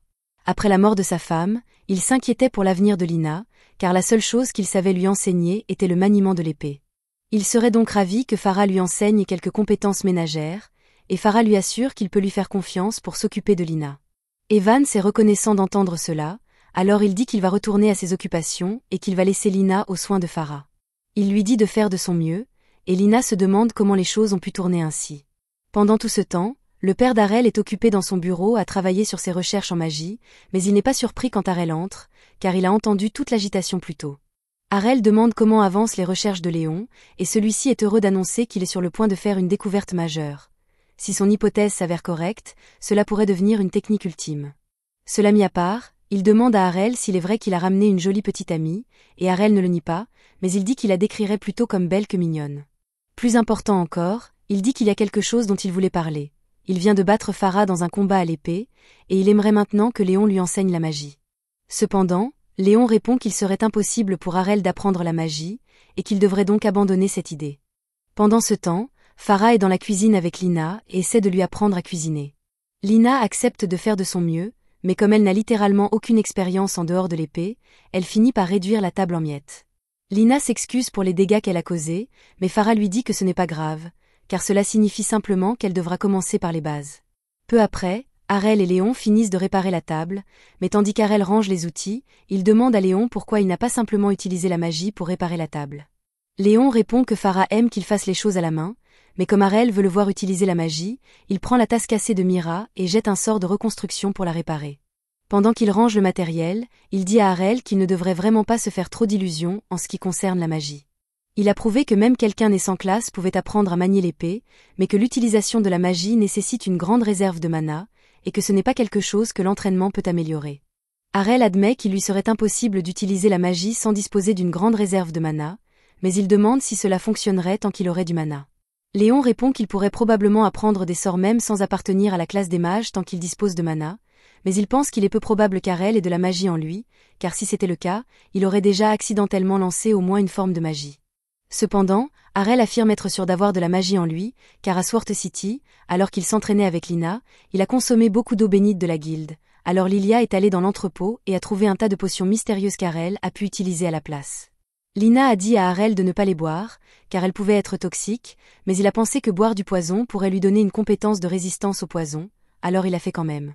Finalement, il dit que cela ne s'est pas avéré toxique et qu'il a clairement senti que cela avait restauré quelque chose dans son corps autre que la protection divine, il pense donc qu'il s'agissait de mana. Si ce qu'Harel dit est vrai, alors son père croit qu'il pourrait vraiment être capable d'apprendre la magie, et il accepte donc de lui enseigner. Il demande à Harel s'il peut encore sentir la sensation du mana à l'intérieur de son corps, et après avoir obtenu confirmation, Léon lui demande d'essayer de le déplacer et de le condenser en un seul point. Harel fait de son mieux, et au début, rien ne se passe, mais finalement, une faible lumière bleue commence à briller dans sa main. Son père est ravi quand il voit cela, car même si la lumière est faible, c'est la preuve qu'Harel possède bel et bien du mana, même si ce n'est qu'une petite quantité. Harel commence à se sentir étourdi, car cette petite lumière a apparemment épuisé tout le mana qu'il avait dans son corps. Son père lui dit qu'il va devoir travailler pour augmenter la taille de son réservoir de mana avant de pouvoir lancer des sorts, mais comme travailler dur est ce qu'il fait le mieux, il devrait y parvenir en un rien de temps. Le lendemain, Harel se rend à la boutique d'objets et dépose une pile de pièces d'or sur le comptoir, car il veut acheter toutes les potions de mana qu'ils ont en stock. À partir de ce moment-là, il continue à vider et à remplir sa réserve de mana pour l'augmenter. 6 mois plus tard, la réserve de mana d'Arel a suffisamment augmenté pour lui permettre de maintenir une boule de mana, et son père le félicite pour son excellent travail, mais il reste encore beaucoup à faire, car le mana actuel d'Arel n'équivaut qu'à celui d'un enfant de 10 ans. Il tend à Arel un morceau de papier sur lequel est écrit un texte magique et lui explique que normalement, avec une classe de mage, le magiscript d'un sort particulier vous vient spontanément à l'esprit, mais comme Arel n'a aucune compétence, il va devoir mémoriser le magiscript de chaque sort qu'il veut lancer. Comme cela va être difficile, Léon suggère à Arel de se faire aider pour apprendre les bases dans la cité de la magie, mais il devra d'abord entraîner son mana pour atteindre le niveau requis pour y entrer. 3 ans ont passé, et Lina est devenue très douée pour les tâches ménagères grâce au conseil de Farah, ce dont elle lui est très reconnaissante. À ce moment-là, Lina et Farah entendent Mira pleurer, et quelques instants plus tard, celle-ci entre dans la cuisine avec un mot. Elle leur dit qu'elle est allée dans la chambre d'Arel plus tôt pour le réveiller, mais qu'à son arrivée, il était parti et qu'il ne restait qu'un mot. Tout le monde jette un œil au mot, qui dit mot pour mot, « Je pars pour la cité magique, je t'aime, Arel ». Ils n'arrivent pas à croire qu'Arel soit parti sans même leur dire au revoir, et Mira est particulièrement blessée.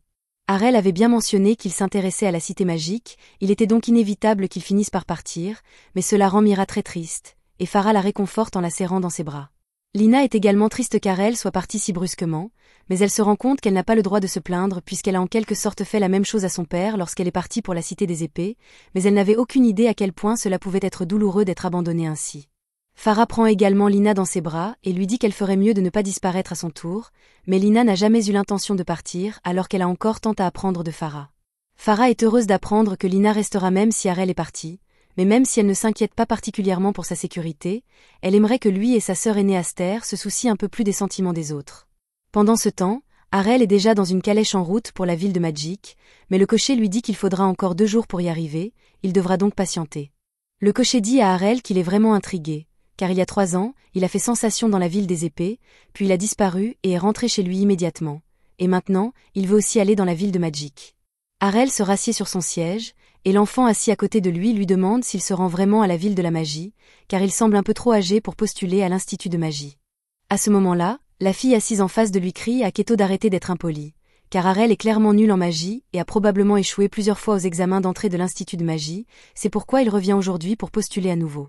Arel s'apprête à expliquer qu'il n'a en fait jamais passé l'examen d'entrée à l'institut de magie, mais Keto crie soudainement à Kufa que c'est elle qui est impolie, et les deux commencent à se disputer. La fille assise à côté d'eux, Colette, tente de les calmer, et Arel suppose qu'ils doivent tous être des sorciers se rendant à l'institut de magie, mais vu leur âge, ils n'ont probablement reçu leur don magique que quelques jours auparavant. Après avoir fini de se disputer avec Kufa, Keto se tourne vers Arel et se présente comme un mage rouge. Il demande ensuite à Arel quel type de magie il maîtrise, et celui-ci réfléchit un instant. Pendant qu'il apprenait auprès de son père, Léon lui a expliqué qu'il existe 6 types de magie. Rouge, bleu, verte, jaune, blanche et noire, chacune ayant ses propres sorts associés. Normalement, un mage est limité au sort de sa couleur, mais Arel n'a pas cette restriction, alors Léon lui a enseigné les bases des 6 types de magie. Il dit donc à Keto qu'il n'est particulièrement doué dans aucun type de magie, car il n'appartient à aucune classe. Keto et les autres pensent qu'Arel se moque d'eux, car aucune personne sans classe ne voudrait se rendre dans la ville de la magie, mais Arel leur assure qu'il dit la vérité et sort même sa carte d'identité pour le prouver. Les enfants sont tous choqués lorsqu'ils réalisent qu'Arel n'appartient vraiment à aucune classe, et ils commencent tous à lui demander pourquoi il se donne la peine d'aller dans la ville magique alors que tout le monde sait que les perdants sans classe ne peuvent pas utiliser la magie. Arel a déjà eu cette conversation plusieurs fois, il n'est donc pas vraiment intéressé à leur expliquer la situation, mais avant que les enfants puissent en dire plus, ils entendent un rugissement terrifiant provenant de la forêt. Arel reconnaît le rugissement d'un roi troll, et les enfants sont tous terrifiés car ils ont entendu dire que les rois trolls sont extrêmement forts. Keto demande au conducteur de les emmener loin de là rapidement, mais malheureusement, le rugissement a tellement effrayé les chevaux qu'ils se sont évanouis sur place, et ils ne peuvent donc aller nulle part. Colette commence à paniquer parce qu'elle a peur de mourir, mais Keto et Kufa essaient de la calmer en lui disant qu'ils ont un plan. Il est vrai qu'un roi troll est puissant, mais au bout du compte, ce n'est qu'un troll, donc il doit être gros et lent. Cela signifie que leurs attaques magiques ont presque toutes les chances d'atteindre leur cible, donc tant qu'ils travaillent ensemble, ils devraient pouvoir le vaincre. À ce moment-là, un troll sort de la forêt et Colette perd immédiatement son sang-froid, mais Keto lui dit qu'ils doivent rester forts s'ils veulent vaincre le roi des trolls. Cependant, ce n'était pas le roi des trolls. Un instant plus tard, le roi des trolls chasse le troll avant de révéler son imposante silhouette. Toute la confiance que les enfants avaient en leur capacité à vaincre cette créature s'évapore instantanément, car ils savent qu'aucune de leurs magies n'est assez puissante pour vaincre une telle créature. Cependant, même si ses jambes tremblent comme de la gelée, Keto se tient debout et sort sa baguette, car il refuse de mourir sans se battre. Il concentre toute son énergie magique dans une seule attaque et lance une boule de feu sur le roi des trolls. Il faut reconnaître que Keto a au moins fait quelque chose, mais même si son tir a touché sa cible de plein fouet, il n'a fait que brûler légèrement la peau du troll, ce qui ne fait que le rendre plus furieux. Pour aggraver les choses, Keto est complètement à court de magie, il ne peut donc même pas multiplier les attaques pour infliger des dégâts cumulatifs. Cependant, juste au moment où le troll s'apprête à dévorer les enfants, Arel lui lance un sort d'explosion, le réduisant en cendres en un instant, tout comme Bakugo l'aurait fait à Rezi. Arel se rend compte qu'il aurait probablement dû utiliser un peu moins de puissance pour cette attaque, car il a un peu exagéré, mais personne n'a été blessé, donc tout s'est bien terminé.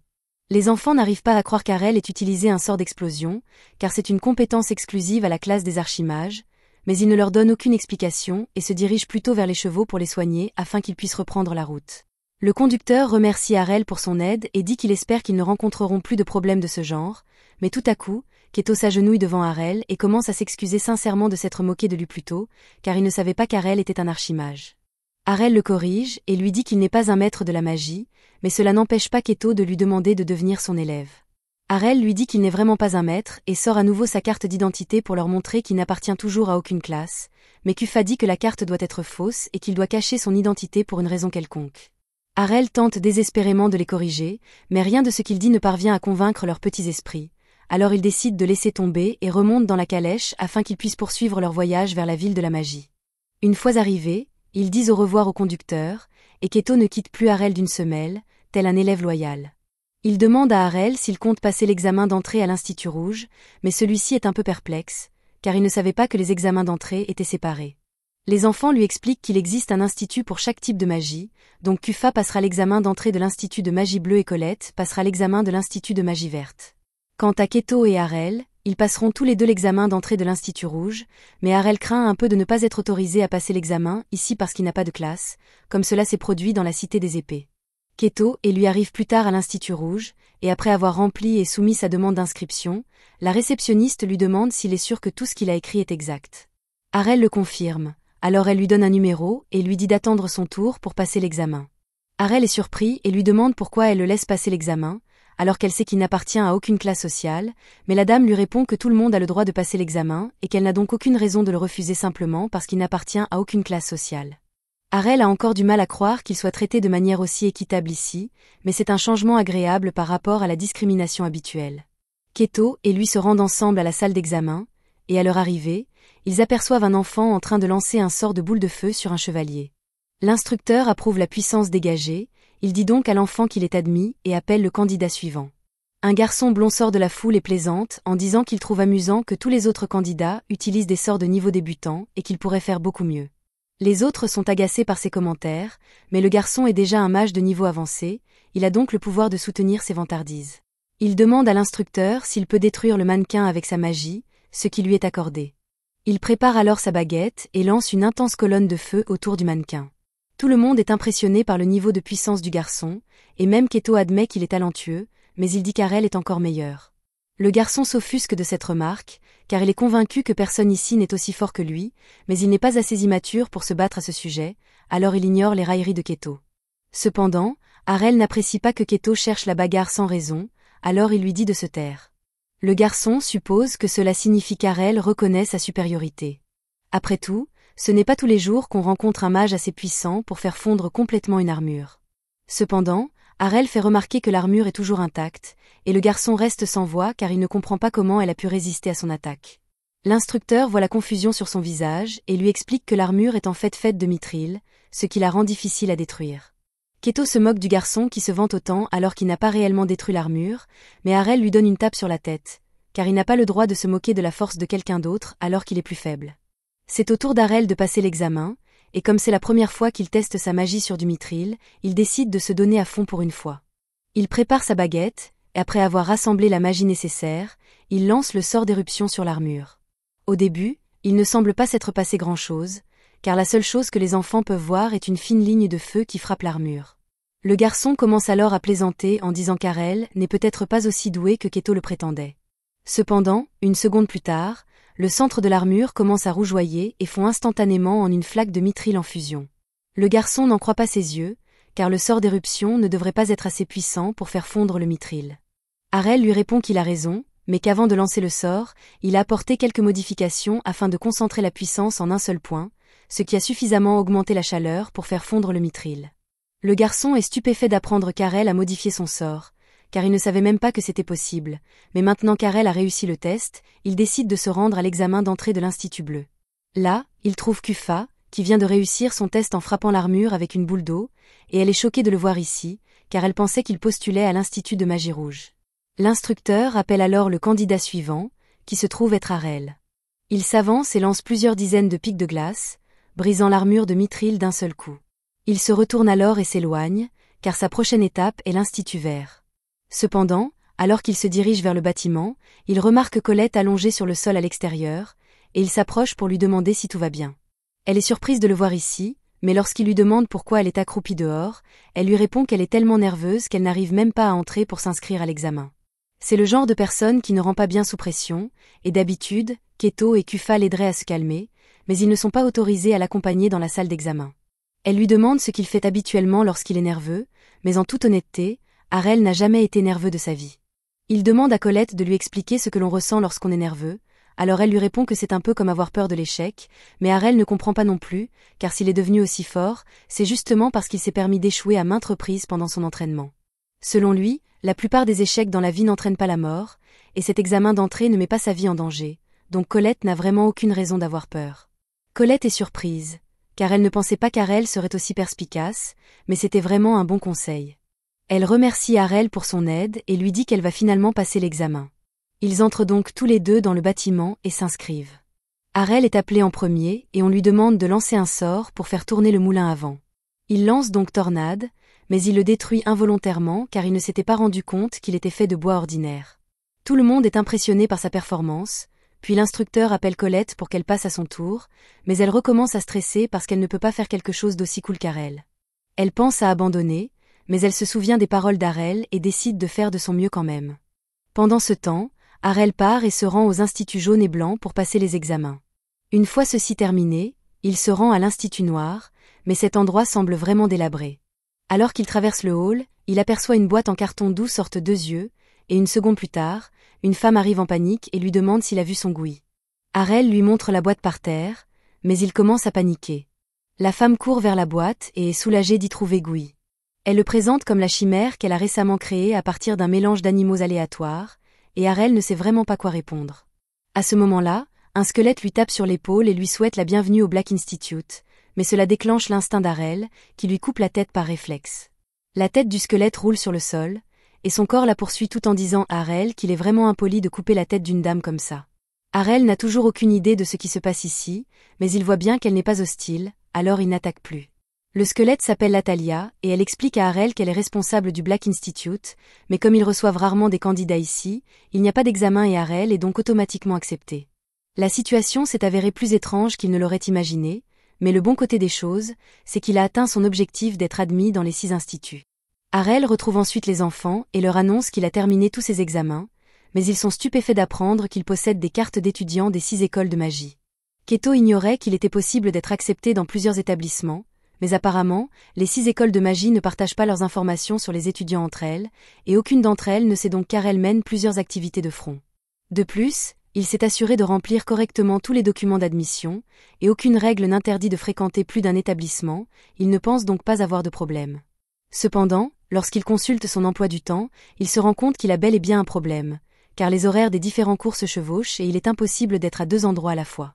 Les enfants lui disent tous que c'est pour cette raison qu'il n'est pas possible de fréquenter plusieurs établissements à la fois, mais Harel examine les petits caractères de plus près et découvre que l'assiduité ne compte que pour 20% de sa note. Ainsi, tant qu'il réussit bien ses examens, il peut tout simplement sécher les cours sans avoir à se soucier de sa note. En théorie, cela semble être un bon plan, mais les enfants lui disent qu'il ne peut pas faire cela, car aucun des manuels de la bibliothèque n'est à jour. S'il veut réussir les examens, il devra donc prendre des notes sur ce que disent les professeurs en cours. Cela met un frein au plan d'Harel, mais comme il a seulement besoin de prendre des notes sur ce que disent les professeurs en classe, il demande aux autres s'ils seraient prêts à prendre des notes et à les partager avec lui après les cours. Ils acceptent tous volontiers, ce qui réjouit Harel, car il n'a plus à se soucier des cours sur le feu, le vent et l'eau, mais il doit encore trouver une solution pour le reste. Il n'aura pas à s'inquiéter pour l'Institut Noir, car selon Latalia, il n'y a pas de cours là-bas, mais les instituts blancs et jaunes sont une autre histoire. Cependant, s'il ne s'agit que de ces deux-là, il pourrait probablement faire la navette entre les deux pour recueillir autant d'informations que possible avant les examens, mais comme c'est son premier jour, Keto demande à Harel de l'accompagner à l'Institut Rouge et ils se rendent tous en cours. Une fois arrivés à l'amphithéâtre de l'Institut Rouge, Harel et Keto se dirigent vers le fond de la classe pour s'asseoir, mais en chemin, ils sont repérés par le jeune mage qu'ils ont croisé lors de l'examen d'entrée. Le garçon s'appelle Royce et il reconnaît immédiatement Harel. Il l'interpelle et lui dit « Ce qu'Harel a réussi à faire pendant l'examen d'entrée devait être un coup de chance, car il est impossible qu'un lanceur de sorts inférieur puisse surpasser un mage de classe avancée comme lui. » Harel regarde Royce avec confusion et lui dit qu'il n'est pas un lanceur de sorts. Royce est choqué d'entendre cela, mais il suppose que cela signifie qu'Harel est également un mage de classe avancée, ce qui expliquerait comment il a pu utiliser une magie de si haut niveau. Cependant, Harel lui dit qu'il n'est pas non plus un mage, ce qui laisse Royce incrédule, car si Harel n'est ni un lanceur de sorts ni un mage avancé, cela signifie qu'il est un archimage de classe suprême, mais Harel lui dit qu'il n'est pas non plus un archimage. À ce stade, Royce pense qu'Harel se moque de lui, alors quand le professeur arrive enfin pour commencer le cours, Royce lui demande s'il peut confirmer la classe d'Harel. Le professeur consulte son registre de classe, et après avoir trouvé les informations concernant Harel, il informe Royce qu'Harel n'appartient à aucune classe, ce qu'Harel confirme également. Royce est sans voix, car il n'arrive pas à croire que la personne qu'il a surpassée lors de l'examen puisse être sans classe, mais Keto lui dit qu'il finira par s'habituer à toutes les choses anormales qu'Harel parvient à accomplir. Il est temps que le cours commence, alors le professeur demande à tout le monde de s'asseoir et d'ouvrir leur manuel, car aujourd'hui, ils vont étudier les subtilités de la magigraphie. Keto a du mal à suivre tous les magiscripts compliqués que le professeur écrit au tableau, mais Harel, en revanche, a déjà tout appris sur le magiscript grâce à son père, donc c'est facile pour lui. Cependant, il se demande pourquoi le professeur se donne la peine de donner un cours sur ce sujet, car il pensait que tous ceux qui suivaient des cours de magie avaient automatiquement les informations nécessaires sur le magiscript téléchargé dans leur cerveau. Comme s'il pouvait lire dans les pensées d'Harel, le professeur s'adresse à la classe et leur explique que même s'il est vrai que beaucoup d'entre eux sont déjà capables de lancer des sorts automatiquement grâce à leurs compétences, il est tout de même important de comprendre les principes fondamentaux du magiscript qui se cachent derrière les sorts, car cela permet d'améliorer leur efficacité. De plus, si vous êtes suffisamment avancé, vous pourriez même être capable de modifier les paramètres d'un sort pour obtenir un effet différent. Dès qu'Harel entend cela, il se rend compte que cela ressemble exactement à ce qu'il a fait lors de l'examen d'entrée, mais il ne savait pas que c'était une compétence aussi avancée, car son père le faisait tout le temps comme si ce n'était pas grand-chose. Après ce premier cours, Harel passe la moitié de la journée à essayer les cours des autres instituts, mais aucun d'entre eux ne lui offre vraiment grand-chose. Cependant, le cours du jour à l'Institut Vert porte sur la magie du vol, et Harel est très intéressé car il n'a jamais essayé cela auparavant. Colette est surprise qu'Harel ne sache pas encore voler, alors qu'il est capable d'utiliser une magie aussi avancée, mais c'est une longue histoire. Il a essayé plusieurs fois de demander à son père de lui apprendre à voler, mais Lyon a une peur bleue des hauteurs, il a donc catégoriquement refusé d'utiliser toute magie impliquant le vol. Une fois l'heure de la leçon venue, l'instructeur demande à tout le monde de s'éparpiller et d'imaginer qu'il chevauche un courant d'air ascendant pour décoller. En suivant ce conseil, il devrait être assez facile de s'envoler, à condition de posséder déjà une compétence de vol permettant de gérer la plupart des sorts, mais dans le cas d'Harel, il doit tout faire manuellement, donc le conseil de l'instructeur lui est pratiquement inutile. Il regarde Colette, qui ne semble avoir aucune difficulté à suivre les instructions et à décoller, mais il faut beaucoup de pratique pour trouver son équilibre une fois dans les airs, et elle finit par retomber peu après, mais elle est sûre qu'elle finira par y arriver. Cependant, Harel doit encore trouver comment s'élever dans les airs. Comme tout le monde semble imaginer un courant ascendant pour s'élever dans les airs, Harel se demande s'il peut créer le même effet en lançant une tornade à ses pieds. Il décide d'essayer, mais l'instant d'après, il est propulsé à des centaines de mètres dans les airs et s'écrase violemment au sol. Colette se précipite pour s'assurer qu'Harel va bien, et il lui dit qu'il va bien, mais qu'il doit vraiment ajuster la puissance de la tornade la prochaine fois. À ce moment-là, un autre élève s'approche pour montrer à quel point il est doué pour voler. Harel et Colette sont impressionnés par son niveau, et il se met à se vanter d'avoir entraîné ses compétences de vol depuis qu'il est devenu magicien et de n'avoir encore perdu aucune course. Harel demande à l'enfant ce qu'il entend par « course », et Colette explique qu'il s'agit d'une compétition sportive où les participants doivent voler à travers un parcours pour gagner. Harel trouve cela amusant et dit qu'il participera à la prochaine course, mais l'enfant lui répond qu'il ne peut pas participer s'il ne sait pas voler. Harel dit qu'il continuera à s'entraîner jusqu'à ce qu'il y arrive, mais l'enfant lui répond qu'il n'aura pas assez de temps pour cela. La prochaine course aura lieu dans 2 mois, Et même si flotter est facile, apprendre à voler nécessite au moins 6 mois d'entraînement, il n'a donc aucune chance. Le garçon n'essaie pas nécessairement d'être méchant, mais il pense simplement qu'il est impossible qu'Arel maîtrise le vol en moins de 2 mois, alors il lui dit de se concentrer plutôt sur la course de l'année prochaine. Le garçon s'envole alors, et Colette demande à Arel s'il va attendre la course de l'année prochaine, mais il pense que 2 mois sont largement suffisants pour apprendre à voler. Quelques semaines plus tard, Colette, Kufa et Keto sont tous de retour à l'école après la tombée de la nuit, et Keto se demande pourquoi les autres lui ont demandé de venir ici. Colette explique qu'elle a oublié quelque chose ici, qu'elle devait donc revenir le chercher, mais qu'elle avait trop peur pour y aller seule. Keto comprend cela, mais il ne voit pas pourquoi elle avait besoin de l'emmener alors qu'elle avait déjà Kufa avec elle. Colette répond que c'est en fait Kufa qui a eu l'idée de lui demander de venir, et Kufa dit nerveusement qu'elle a simplement pensé que ce serait une bonne idée d'avoir Keto ici pour une protection supplémentaire, surtout avec toutes les rumeurs qui circulent ces derniers temps. Keto demande de quelles rumeurs elle parle, alors Kufa explique que des gens ont vu un fantôme autour de l'école tous les soirs depuis quelques semaines, et dès que Keto entend cela, il commence à paniquer car il est terrifié par les fantômes. Kufa trouve sa réaction hilarante et se moque de lui parce qu'il a peur, mais Keto lui fait remarquer qu'elle s'est cachée derrière Colette pendant tout ce temps et qu'elle a donc tout aussi peur que lui. Les deux se disputent et Colette essaie de les calmer, mais soudain, il pointe la fenêtre derrière elle avec horreur, car quelque chose se dirige vers eux. Avant que Colette n'ait le temps de réagir, la silhouette ouvre la fenêtre et lui couvre la bouche. Keto sort alors sa baguette et menace de la réduire en cendres si elle ne libère pas Colette immédiatement, mais il entend alors une voix familière lui dire de se calmer avant que quelqu'un ne les remarque. Lorsqu'il retire sa capuche, il réalise tous que la silhouette est en fait Arel. Il lui demande ce qu'il fait ici si tard dans la nuit, et Arel explique qu'il vient ici tous les soirs depuis quelques semaines pour s'entraîner à voler en vue de la course à venir. Ils sont tous très impressionnés par la détermination d'Arel, mais Keto lui demande s'il est sûr de devoir travailler aussi dur, car s'entraîner tous les soirs doit être épuisant. Arel apprécie leur sollicitude, mais il répond à Keto et aux autres qu'ils veillent toujours à dormir suffisamment chaque jour. En fait, avant leur arrivée, ils faisaient une sieste dehors. Les autres ont du mal à croire ce qu'ils entendent, alors ils lui demandent si cela signifie qu'il utilisait en quelque sorte la magie du vol tout en dormant, et Arel leur répond que c'est exactement ce qu'il faisait.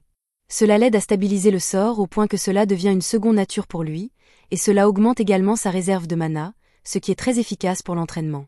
Keto est impressionné par le sérieux avec lequel Arel prend son entraînement, et il sait qu'il ne pourra jamais atteindre le niveau d'Arel, mais il prévoit de commencer à s'entraîner dur de son côté, et les autres ont l'intention de faire de même. Le lendemain, Arel est de nouveau en classe avec Keto, et tandis que le professeur écrit un sort sur le tableau, il remarque qu'il y a une erreur et la signale. Le professeur se rend compte qu'Arel a raison, alors il commence à corriger les erreurs, et Keto trouve vraiment impressionnant qu'Arel ait pu remarquer les erreurs aussi rapidement. Arel explique qu'il a mémorisé tous les sorts du manuel, car ils ne lui viennent pas naturellement à l'esprit comme aux autres, mais Keto a du mal à mémoriser ne serait-ce qu'un seul sort. Il demande donc à Arel comment il a réussi à tous les mémoriser. Arel répond qu'il a simplement simplifié plusieurs sorts afin de les rendre plus faciles à mémoriser et à activer. Le professeur trouve cette idée fascinante et demande à Arel d'écrire l'un de ses sorts au tableau. Arel s'exécute sans hésiter, et après avoir inspecté son travail, le professeur confirme que le sort simplifié fonctionnera, mais il remarque qu'Arel a supprimé toutes les mesures de sécurité du sort, ce qui présente un risque d'explosion en cas d'erreur. Arel est conscient du risque, mais il peut encaisser 1 ou 2 explosions, il ne voit donc pas l'intérêt de perdre du temps avec des mesures de sécurité. Malgré l'imprudence apparente d'Arel, le professeur se rend compte qu'il maîtrise parfaitement la magie des sorts et lui demande s'il souhaite passer l'examen de promotion pour passer en 2e année. Arel aime cette idée et accepte de passer l'examen, mais Royce lève alors la main et dit qu'il souhaite également y participer. Le professeur ne voit aucune raison de l'en empêcher, et ils se rendent tous ensemble sur le lieu de l'examen. Les règles de cet examen sont simples. Un monstre va être lâché sur cette piste et Arel et Royce devront le vaincre avant qu'il ne s'approche trop près d'eux s'ils veulent réussir. Cela semble assez facile, alors Royce dit qu'il passera en premier et saute sur la piste. Un minotaure est alors lâché sur la piste et se précipite droit sur Royce, qui lui lance un sort d'éruption, mais il rate complètement son coup. Arel est impressionné, car il constate que la puissance des sorts de Royce a considérablement augmenté depuis l'examen d'entrée. Le professeur est d'accord et affirme que c'est le résultat du travail acharné de Royce, mais que la puissance d'un sort n'a aucune importance si l'on ne parvient pas à atteindre sa cible. Royce lance désespérément d'autres sorts d'éruption alors que le Minotaure se rapproche de lui, mais sa visée est absolument nulle, si bien que celui-ci finit par s'approcher trop près et s'apprête à attaquer, mais à la dernière seconde, il disparaît. Le professeur explique que Royce n'a jamais été en danger, car un système de sécurité a été mis en place pour empêcher les monstres de blesser les élèves, mais il espère que ce test lui aura appris une leçon précieuse sur ses capacités en tant que mage. Même si Royce déteste l'admettre, il ne peut nier qu'il est encore trop faible pour réussir le test, mais le professeur lui dit qu'il ne doit pas trop s'en vouloir, car il faut généralement 2 ans aux élèves avant d'être assez fort pour réussir. C'est ensuite au tour d'Arel, qui entre dans l'arène et le professeur libère le monstre, mais pour une raison quelconque, celui-ci semble beaucoup plus grand et plus fort que le Minotaure auquel Royce a dû faire face. À ce moment-là, l'un des autres instructeurs vient avertir Braza qu'une erreur a été commise et qu'un Minotaure supérieur a été accidentellement mélangé aux Minotaures ordinaires utilisés pour l'examen. Braza se rend compte que cela pourrait être dangereux, car un Minotaure supérieur pourrait être capable de briser leur système de sécurité. Il avertit donc Arel de sortir de là, mais celui-ci répond que tout va bien, car il est sûr de pouvoir le vaincre. Il crée 2 javelots de feu et les lance sur le monstre, mais celui-ci est trop agile pour se laisser toucher par une attaque frontale et les évite facilement en sautant par-dessus.